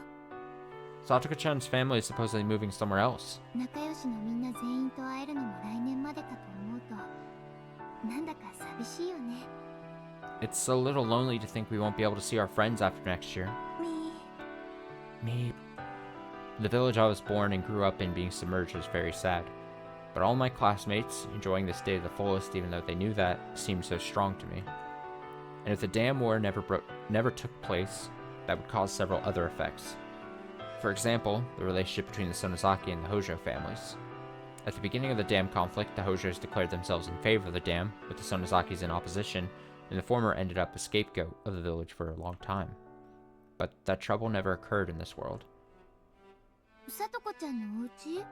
Satoko-chan's family? さあ、普通だと思うけど。 I don't know. I think they're normal. 別にみーちゃんちとも特別接点はないと思うけどな。 I don't think they have much particularly in common with Mi-chan's family. さとこは家族と仲良くできてますか？ Does Satoko get along with her family? あ、お父さんの話？ Oh, you mean her father? Even without the dam conflict, the presence of a stepfather would be a burden on Satoko's mind. And with the L5 symptoms appearing, she would push him from the viewing platform at the park and be given into the care of her malicious aunt and uncle. Because her stepfather's presence would be the very gateway to Satoko's later unfortunate fate. 今にして思うと、最初の頃のギクシャクした関係もいい思い出かもしれないね。 When I think about it now, maybe their awkwardness with each other at first made for a good memory. 血がつながっていない親子だからこそ、 They aren't connected by blood. 互いが父であろう、娘であろうと努力することによって、ひょっとすると実の親子より強い絆を作れることもあるかもしれないもの。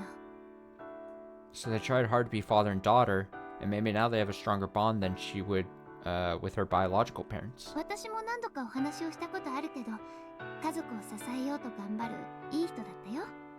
I've talked to them a bunch of times, but he's a good person that works hard to support his family. それ、さとこの今のお父さんの話なのですか？ You mean Satoko's current father? うん。 Yep.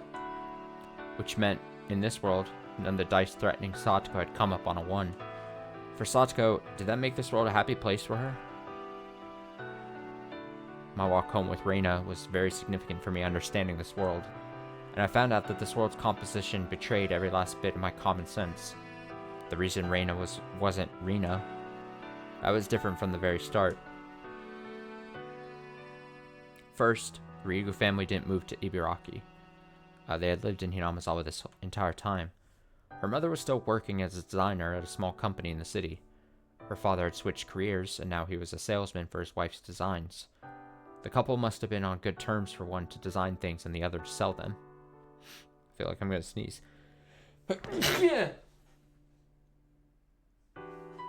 Excuse me. Sorry. Anyway.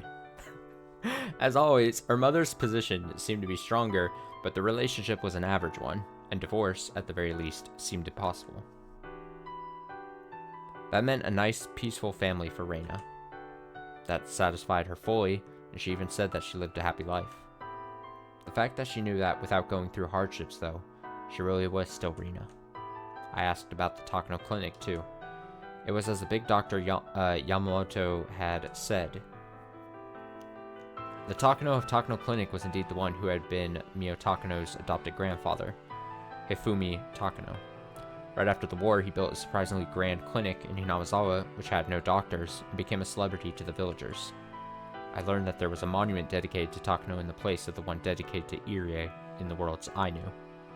After Takano's passing, there was nobody to succeed his place in the clinic, and for a long time, it had been left empty.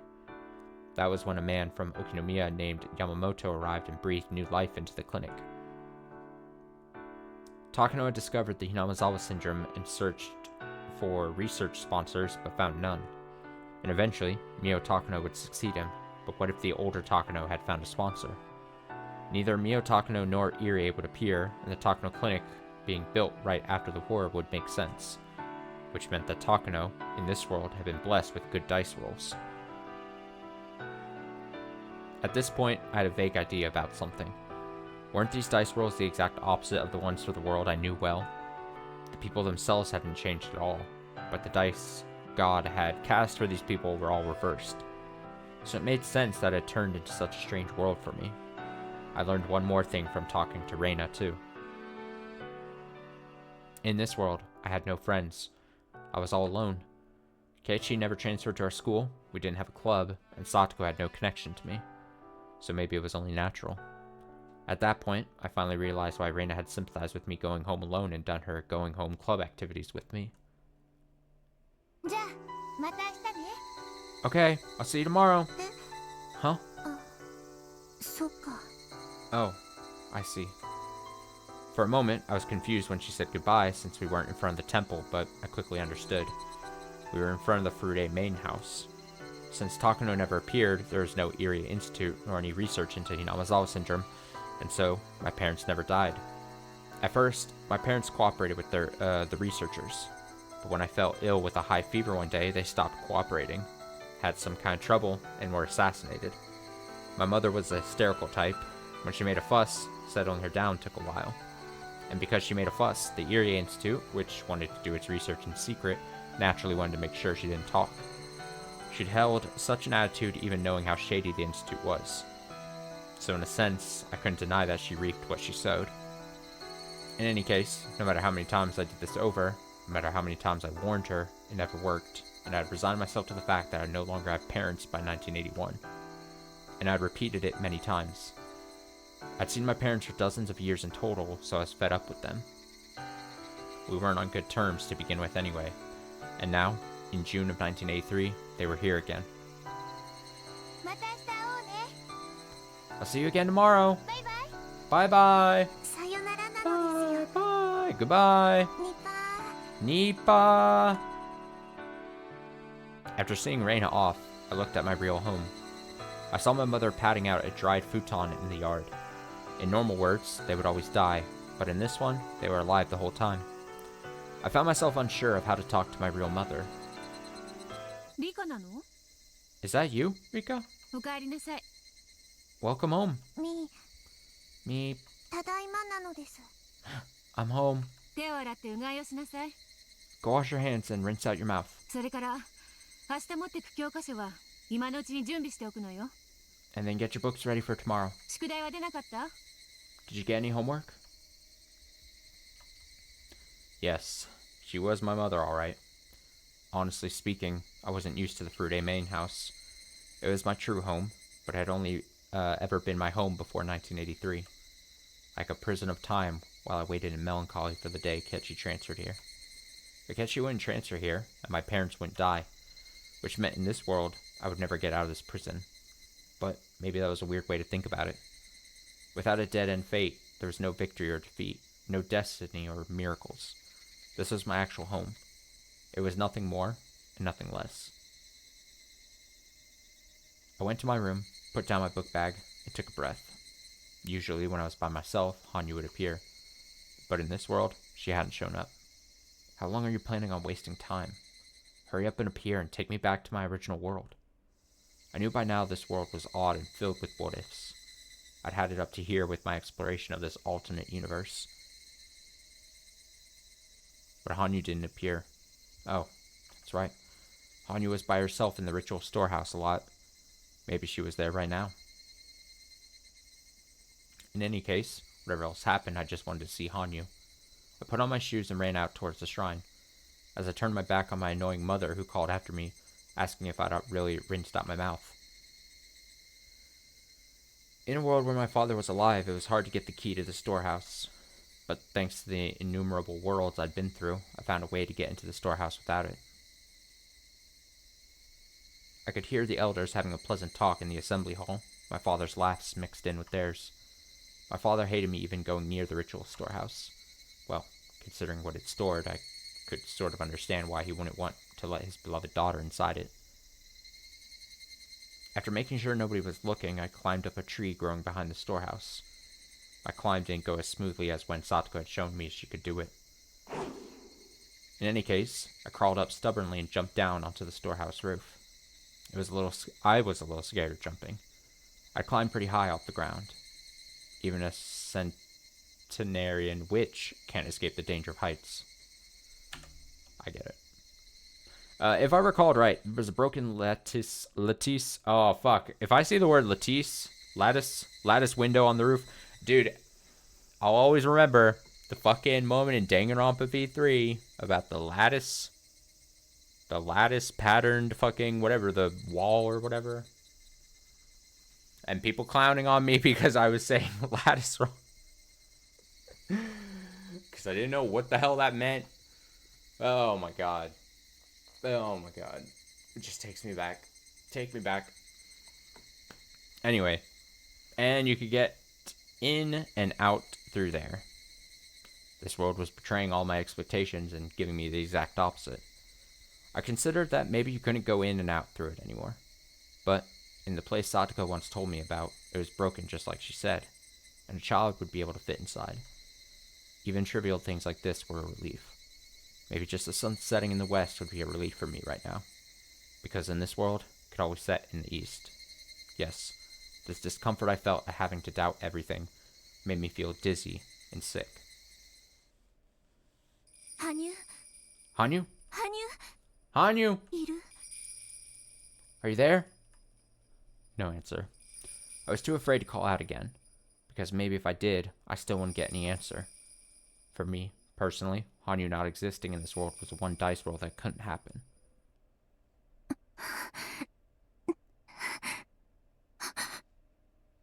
Hanyu? Hanyu! Hanyu! Then, I felt something I couldn't describe. The presence of someone, but not a person. Something only I could perceive. The presence of Hanyu. But Hanyu always answered me when I called for her. She wasn't now. What did that mean? But she was here. She was. I couldn't help poking my head through the roof. I climbed down a bundle of hanging chains and entered. Hanyu? Hanyu! Hanyu! Where are you? Answer me! She's a ghost. Rika, where are you? This time, I heard her for sure. There was no doubt. Hanyu! I'm right here! Where are you? I can't see you at all. Rika, answer me! Hanyu's feeble words implied she was actually the one who couldn't hear my voice. I looked for a place where I could hear her better. Before I realized it, I went to the altar in front of the holy vessel. Something that looked like a small crystal ball was on the altar, and I sensed it giving off a faint light. That was where Hanyu's voice seemed to be coming from. The ball was about the size of a large toy marble, but it was seated respectfully on a small cushion, which told me it was no ordinary stone. I took the crystal ball in my hand and pressed it to my ear.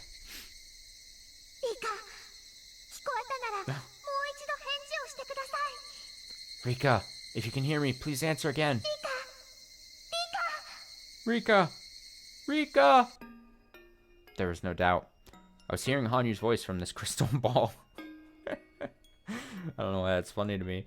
And it sounded like it was searching for me, growing more distant all the while. She's been relegated to a crystal ball. Damn, they did Hanyu dirty here. Hanyu! I can hear you. It's me, Rika. I'm right here. Rika! I can hear your voice. Where are you? I can't find you. Your voice is so distant. I don't understand. Please, call louder. I'm here. I'm right here. Why can I hear your voice from this crystal ball? Wait, no, that's not important. I'm right here, right in front of the altar in the storehouse. Hanyu! I can hear your voice. I'm searching for you now. Please don't let go of the fragment.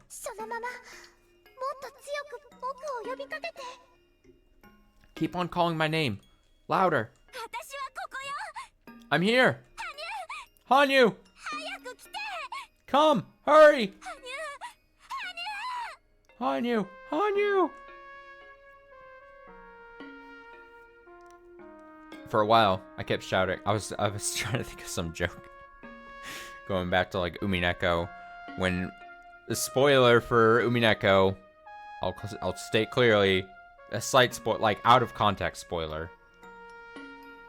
Like, I was trying to think of some joke for, like relating like Hanyu stuck in a crystal ball to like Angie burgerfied. I just couldn't come up with anything. There was nothing in the joke beyond just linking those two for some reason in my head. For a while, I kept shouting her name as if I'd gone mad. It was like clinging to a tin can telephone right before the string snapped. If Hanyu's voice cut off in the middle, if she left me behind alone in the darkness of the storehouse, that was scarier than anything else I could imagine. So, as she told me to, I shouted her name over and over again. Hanyu had to be searching for me by listening for my voice. I didn't know what her situation was, but it seemed Hanyu and I were far away from one another, that we were immeasurably distant. And as the crystal ball's light strengthened, I knew she was coming closer.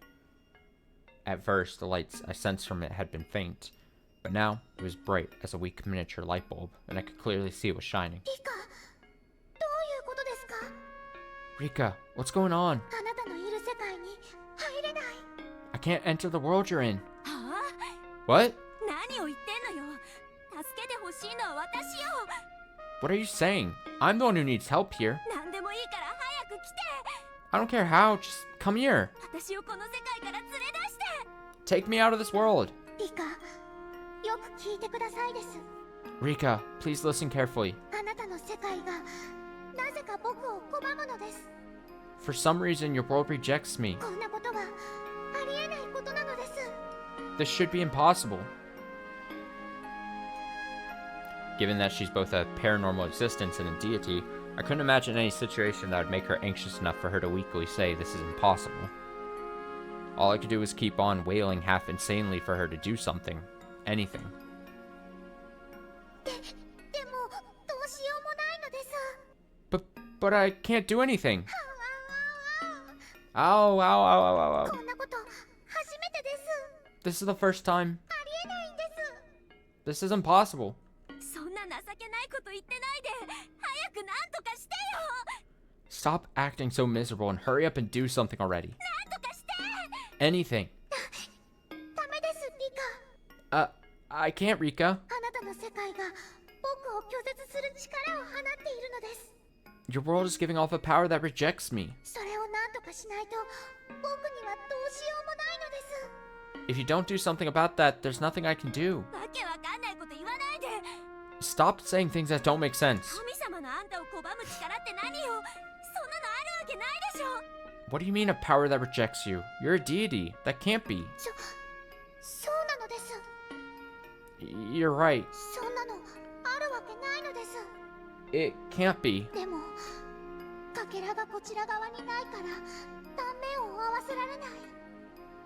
But there's no fragment on the side, so I can't line up the pieces. どうしてかわからないけどかけらが今リカがいる世界に紛れ込んでしまっているのです。 I don't know how, but the fragment is lost somewhere in your world. かけら Fragment? 何の話？ What do you mean? 私にも分かるように説明して。 Explain it so I understand. 私にできることなら何でもするわ。 I'll do anything I can. Continuing to act so deranged won't help with anything. I managed to figure out what Hanyu wanted to say, and now I knew I had to eliminate the obstacle. The situation utterly escaped me, but it seemed like if I didn't do something, Hanyu couldn't appear in front of me. 取り乱して悪かったわ。 I'm sorry for losing my composure. 落ち着くからもう一度説明して。 I'll calm down now, so explain again, please. 一体どういうことなの？ What on earth is going on? リカ、 Rika, どうしてかわかりませんが神の世界にあるべきかけらの一部が今リカのいる世界に紛れ込んでいるようなのです。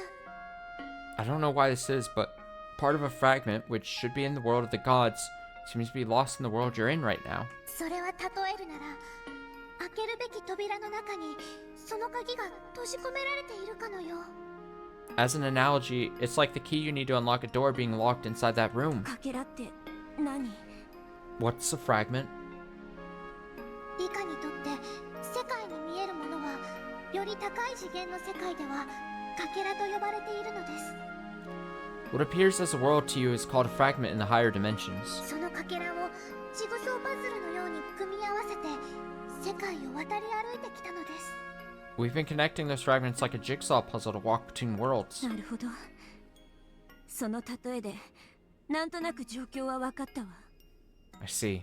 I think I understand the analogy. 私が今いるこの世界というかけら、いえ、ジグソーパズルのピースは噛み合う部分がどうにかなっていて、周りのピースと組み合ってくれないと、そう言いたいわけね。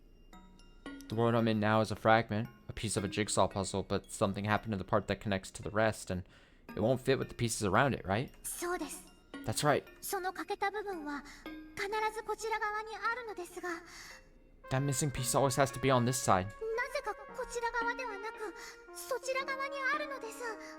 But now, for some reason, it's on that side instead. 神の世界にあるべきかけらがなぜか人間の世界にこぼれ落ちていて欠陥を起こしているってこと？ The fragment should be in the world of the gods, but for some reason it fell into the human world and now it's missing? そんなところなのです。 That's about right. Oh. 分かったわ。 Alright, そのかけらをどうにかすればいいわけね。 I just have to do something about that fragment, right? あなたの指示に従うわ。 I'll do what you say. そのかけらはどこにあるの？ Where is that fragment? それをどうすればいいの？ And what should I do with it?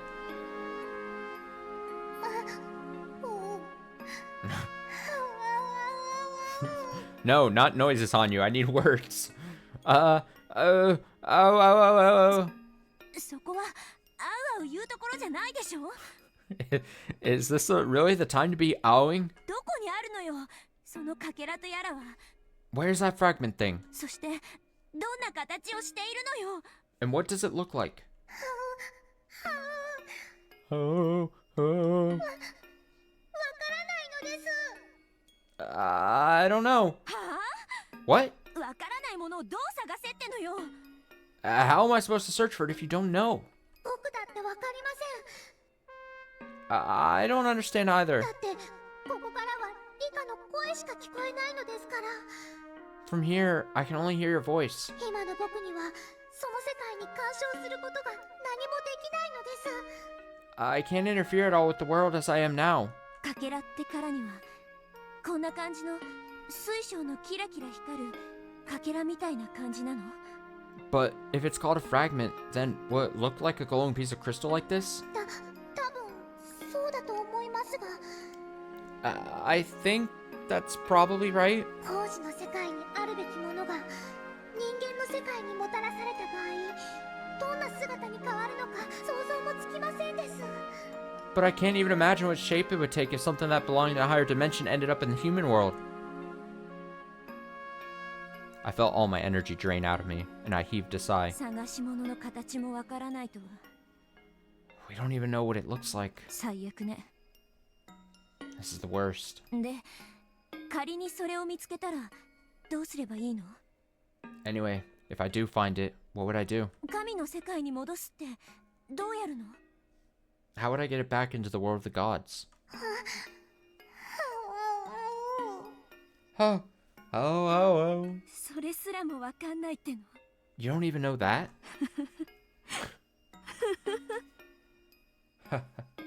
Oh.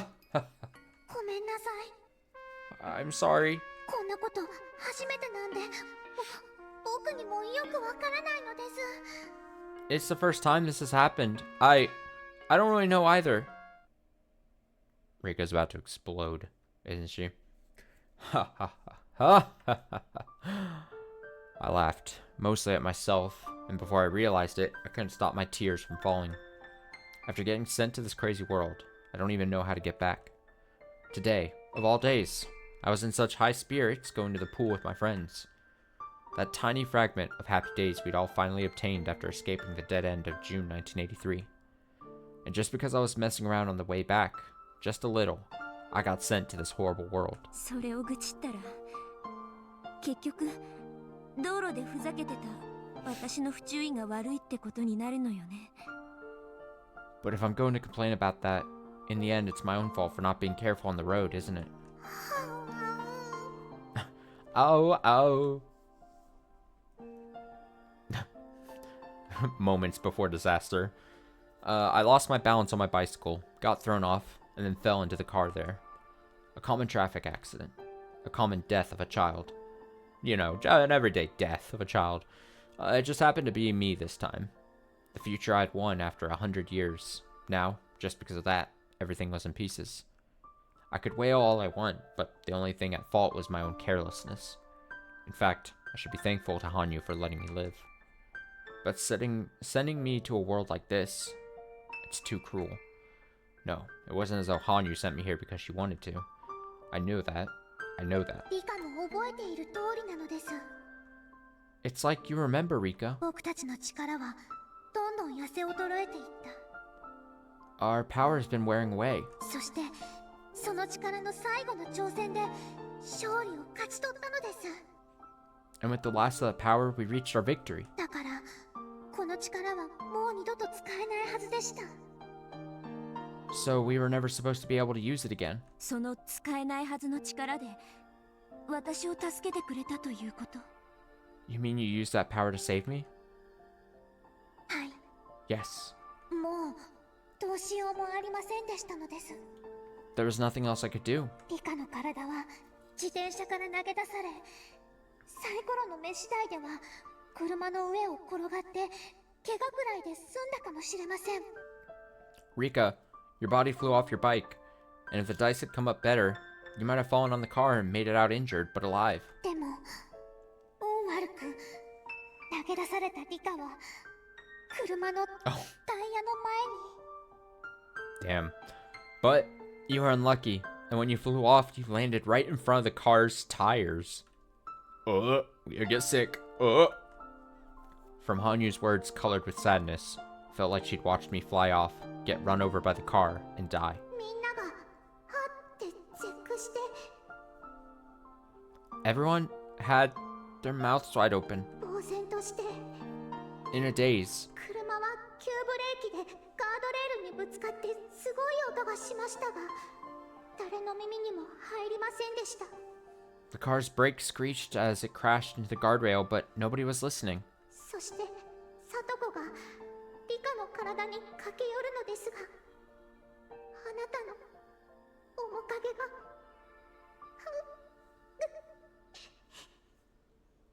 Oh, poor Hanyu. And then Satoko, she ran over to you, but you looked. Oh. 顔がなくて。 Ew. Your face was gone. Ugh. 車に潰されて Oh, if I was Rika, 頭がぺしゃんこだったってわけね。 I'd be like, please, you don't have to describe it in such detail. The car crushed my head flat.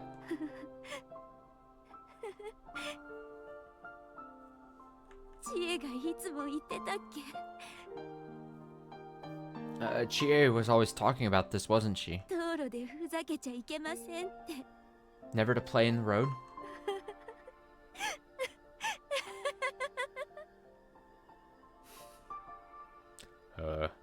I could imagine the rest of the story without Hanyu telling me. That fun day we had was wiped out in an instant by my careless fooling around. We dove together into the longest June 19th, 1983 of these past 100 years. And the peaceful future we finally reached through the sharing of countless miracles was wiped out in an instant. My corpse was too horrible to look at.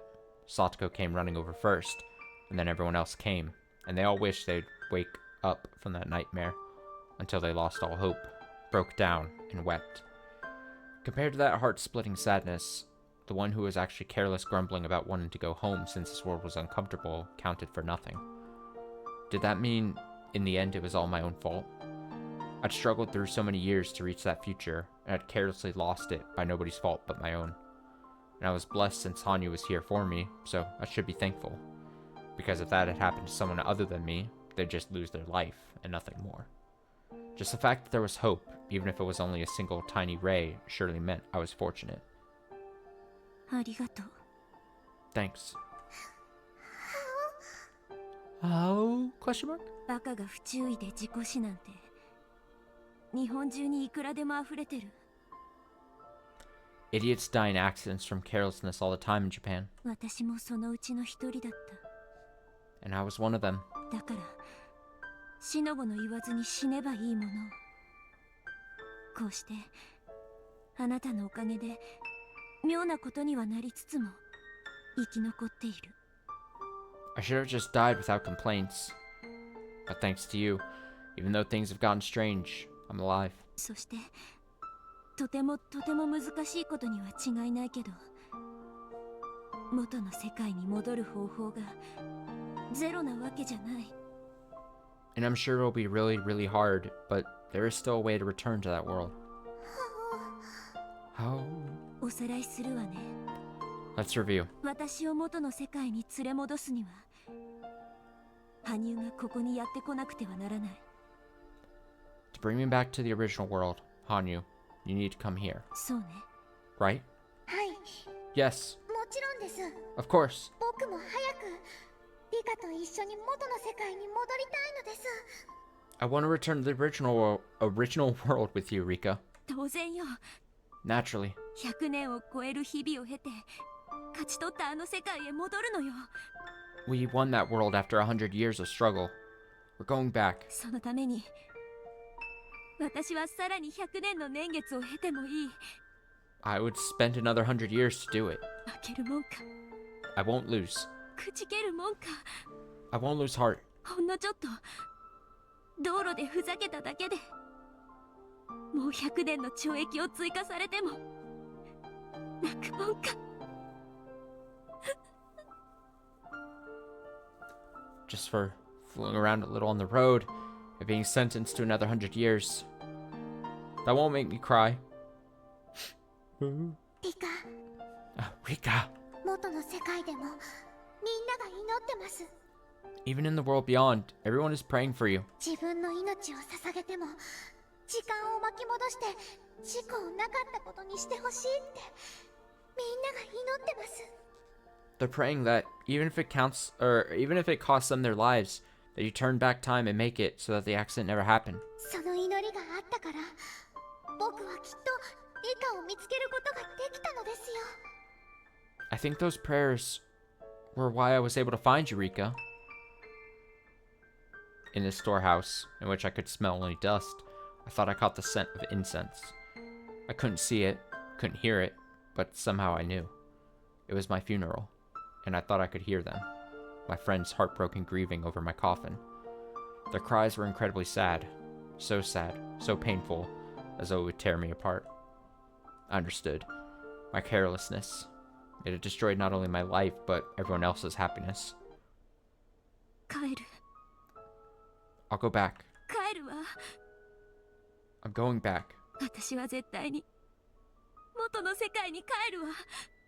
I will return to that world no matter what. それがどんなにか細い道でも絶対に帰る。 No matter how narrow the path may be, I'll do it. I'll go back for sure. Poor Rika. It is incredibly sad. There is like something to be said about like, damn, it's fucked up. After all that, the problems that they overcame, and then it's like, oh, we were just goofing around on our bikes, and then I get ran over by a car. Holy shit. That sucks so bad. That sucks so bad. My tears, filled with sadness, mixed with determination, mixed with saltiness, dropped to the floor. リカ、その世界に閉じ込められたことだってあの昭和58年の袋小路と同じ。 Rika, being locked in that world is the same as the dead end of 1983. 一見どうしようもない運命に見えて絶対ではないのです。It may look like an inescapable fate, but you absolutely can escape it. 分かってるわ。 I know. ケイチに教えられた。 Keiichi taught me that. そして高野にまで教えられたわよね。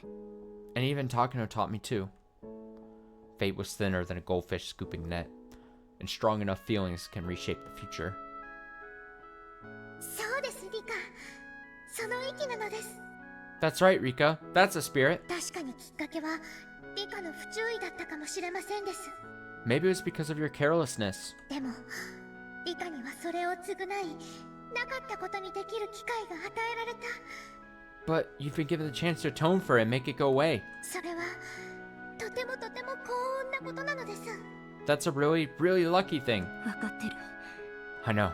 普通の人間なら来世でやり直しってところを私だけが最後のチャンスをもらえてる。 Normal people would be starting over in their next lives, but I alone got one last chance. その意味理解できてるわ。 I know what that means. リカ、 Rika, なんとかして僕を拒むかけらを探し出してほしいのです。 I want you to somehow find the fragment rejecting me. 僕もこちら側の世界から何かわからないか探してみます。 I'll see if I can figure anything out in this world. ノーヒントってのが答えるわね。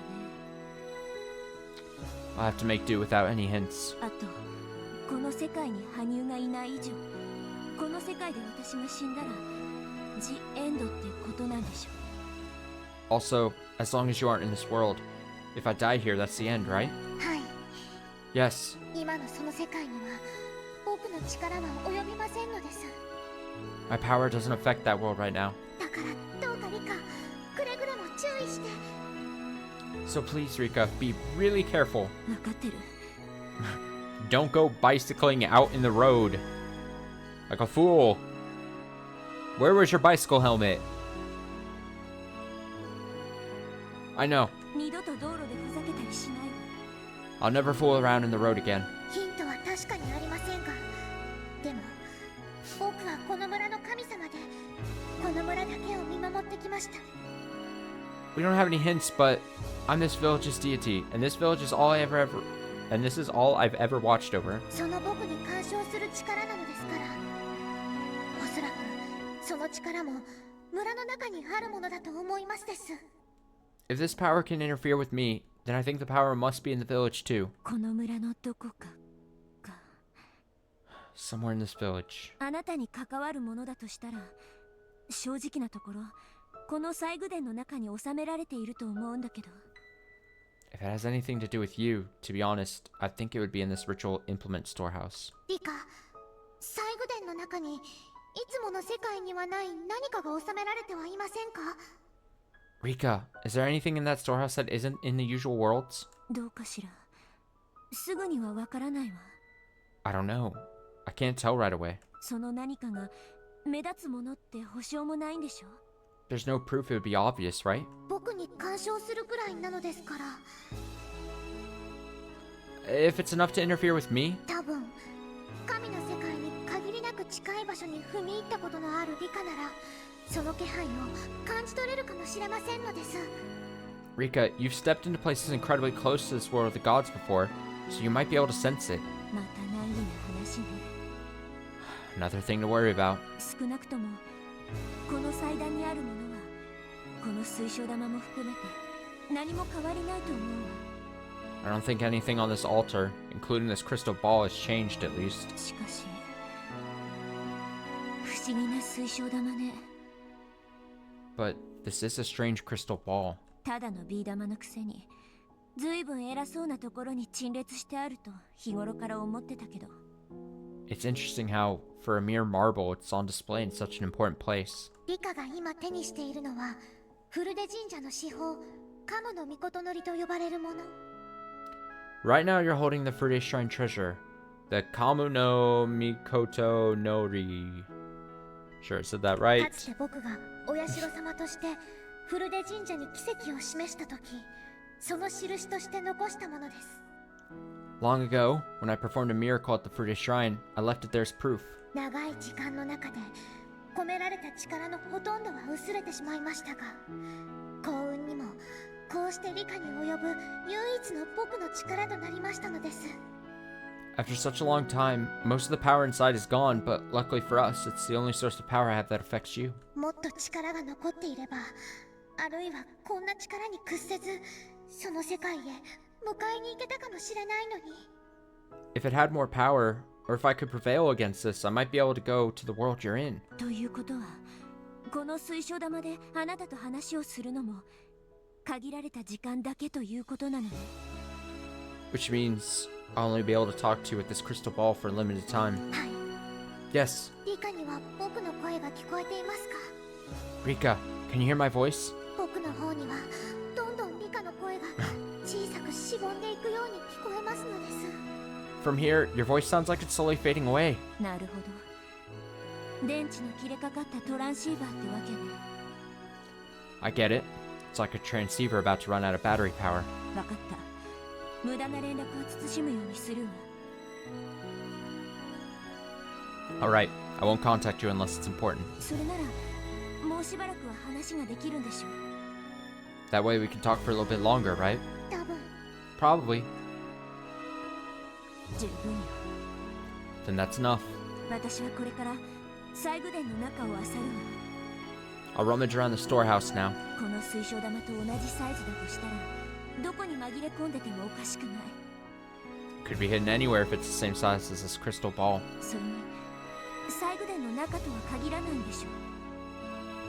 And it might not be in the storehouse either. 根気のいる作業になるわね。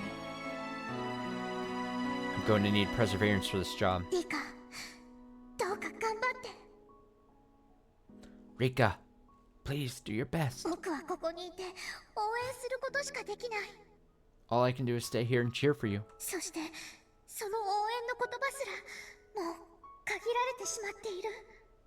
And even the words I can use for that are limited now. 大丈夫よ。 It's fine. 絶対にこちらの世界の扉を開いてあなたを招き入れるわ。 Mark my words. I'll open the door to this world and invite you in. あなたと一緒にあの楽しかった世界へ戻ることを約束するわ。 I promise we'll go back to that fun world together. だからあなたも頑張って。 So you do your best too. 何かヒントになりそうなことが分かったら教えて。 If you learn anything that could be a clue, tell me. はい。 I will. じゃあもうこれくらいにしましょう。 Then that's it. 更新を終わるわ。 I'm going to stop talking now. またね、羽生。 See you again, Hanyu. Oh, oh, oh. 約束する。 I promise. 元の世界へ帰れたら冷蔵庫をシュークリームで埋め尽くしてあげるわ。 Once we get back to Last World, I'll fill the refrigerator with cream puffs for you. Oh. その約束楽しみに待っていますのです。 I'll look forward to that promise. Hanyu's voice gently vanished like water seeping into sand. But that didn't mean Hanyu had vanished.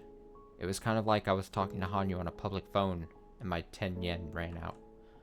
We may have been in different worlds, but we were cooperating, trying to get out of this world and back to the last one. When I thought about it, Hanyu had always been an ally in my life. In this world, that ally was gone. Maybe that was a fitting punishment for wasting my life by being careless. To get back to the last world, I would pile up as many stones as I needed to.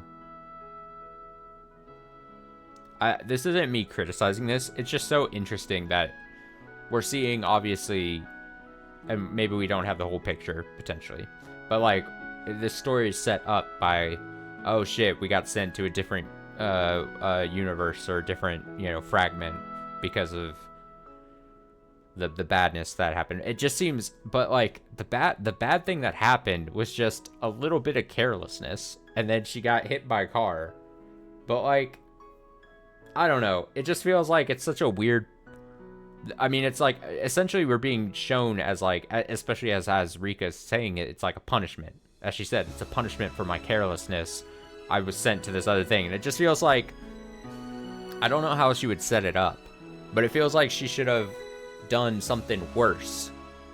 It should have been like I guess what I'm trying to say is the punishment does not fit the crime.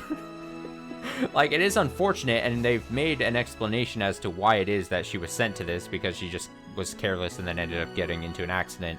And then as a final act of, like, desperation, Hanyu was able to send her to this whatever fragment or whatever. But, like, it doesn't fit the crime. It was a mistake. And now Rika is being punished by being sent here, and I'm just like, it just feels bad. Like, to me, it wouldn't make much sense, but let's say let's say Rika, she survived the 100-year fucking thing and finally overcame all odds. And then she was like, you know what? I'm on top of the world. Nothing can touch me. I'm gonna go to a store and rob them at gunpoint. And then when she started doing that, then a shop owner shot back at her in self-defense and killed her. And then Hanyu, using her powers, sent her back through a fragment. And then it would be like, oh, this is fair. This is fair to Rika. She was sent to this shitty world or whatever because she did a bad thing. Because she took it upon herself to do a bad deed. You know what I mean? It doesn't make... I'm trying to just draw some kind of parallel to exactly what I'm trying to say. But, like, this punishment doesn't fit the crime of... It was a car accident thing. Like, she was just goofing around with her friends. I guess that's what I'm trying to say. It just feels weird. I'm not saying it's bad. I'm not saying it's inappropriate or anything. I'm just saying, like, it feels weird that, like... Oh, shit. Rika, because you were careless and you had a bicycle accident and a car ran you over, punishment time, penalty game, you go to a shitty world. To me, it would make more sense in my admittedly bad example, where it's like Rika starts committing crimes of some sort. And then they're like, punishment, you go to the shitty world because you were a bad person. But just being run over by a car does not make you a bad person. Whatever. To get back to the last world, I would pile up as many stones as I needed to. For these were the banks of the river Styx. Nirvana, from my viewpoint as one who had lost her life in the previous world. But I'll get back. I swear. I'll get back to there. I'll get back there. Then, suddenly, the inside of the storehouse brightened. Someone had just turned on the switch for the naked bulb hanging from the ceiling. And then, with a heavy clank, the door opened. My father appeared there. His face was like a demon's. Ah, I was right. I'd entered the cordoned off ritual implement storehouse. I only received the right to enter the storehouse when I succeeded them as the head of the Fude family. In other words, in a world where my parents were, world with my parents alive, I wasn't allowed to come in here. Rika! Jesus. Rika! どこから入ったんだ? How did you get in here? 西宮殿には入ってはならんとあれほど言っただろう. How many times have I told you not to, never to enter the storehouse? My father was in a rage. Thanks to the property imprinted into one's very genes that made children tremble when their father looks at them with a scary face, I reflexively cringed with fear. He grabbed me by the back of my neck and took me outside. And then I ended up being disciplined, something I'd forgotten for a very long time. Ah, my parents being here, such a bother. Just when I thought I'd been lucky that they made it through the year 1981, they're getting in the way of me returning to the final world. In the storehouse, I've been shouting Hanyu's name pretty loudly, so he'd probably noticed. I would investigate the storehouse for real tomorrow, but I'd have to take extreme caution so my father didn't find me. In the middle of the night, unable to sleep face up on my futon because my rear end swelled up from all the spanking, I bit my pillow and cried again, then thought back over what I had to do. This was my room. This was my futon. But this wasn't where I was supposed to sleep. The futon I was supposed to go home to was in the small house on the second floor of the renovated warehouse, the one next to Satoko's. But in this world, the youth group was probably still using it as a meeting place, so my futon obviously wouldn't be there. Then, what futon was I supposed to use in this world? Punishment for doing something stupid and careless, bringing the future we all won to nothing. I needed to find what was keeping Hanyu away so I could call her here. It would take a lot of effort. For that reason, I needed to build up my energy and get some sleep. Shedding tears was nothing but a waste of time and stamina. I knew that, but until I fell asleep, I wept into my pillow.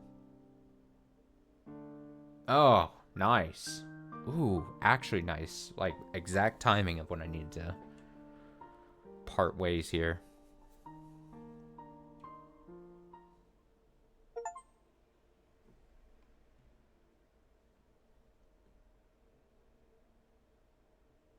Let me go ahead and save. I said save. Perfect. All right. As I said at the start, I couldn't stay on long. I can even feel it right now. I can feel my voice leaving my body. I was talking too much today. I was yapping too much. That's why I try to never talk ever. That's why I don't, dude. I try even during work. When I work, I try not to talk at all. Only time I open my mouth is on streams. I gotta save this 100% golden voice for these streams. You know, like when people refer to like the face being like the money maker, it's my voice. It's my voice that's the money maker in this situation. But yeah, I gotta go. Early night is early, so you still have plenty of Saturday night left to do whatever you need to do. This is going, like I said earlier, now that I remember, on New Year's Eve. So if you're watching this on the day it comes out, have a great New Year's. I don't know. I don't have any message other than that. Just have a good New Year's Eve, New Year's Day. We'll continue to read this. Like I said, Tuesday is kind of nebulous. I don't know. As of right this moment, I'm leaning towards maybe just doing like, I'll be off early on New Year's Eve, so maybe just doing like an early bit of Higurashi of reading of this. Like I said, I don't think this goes super long, but it will probably be a couple more streams or so of at least Higurashi, Saikoroshi. And then we'll just keep going, just plugging along into 2025. Fun things, people have already been recommending certain, especially in the instance of visual novel stuff I should be trying to look into after Higurashi.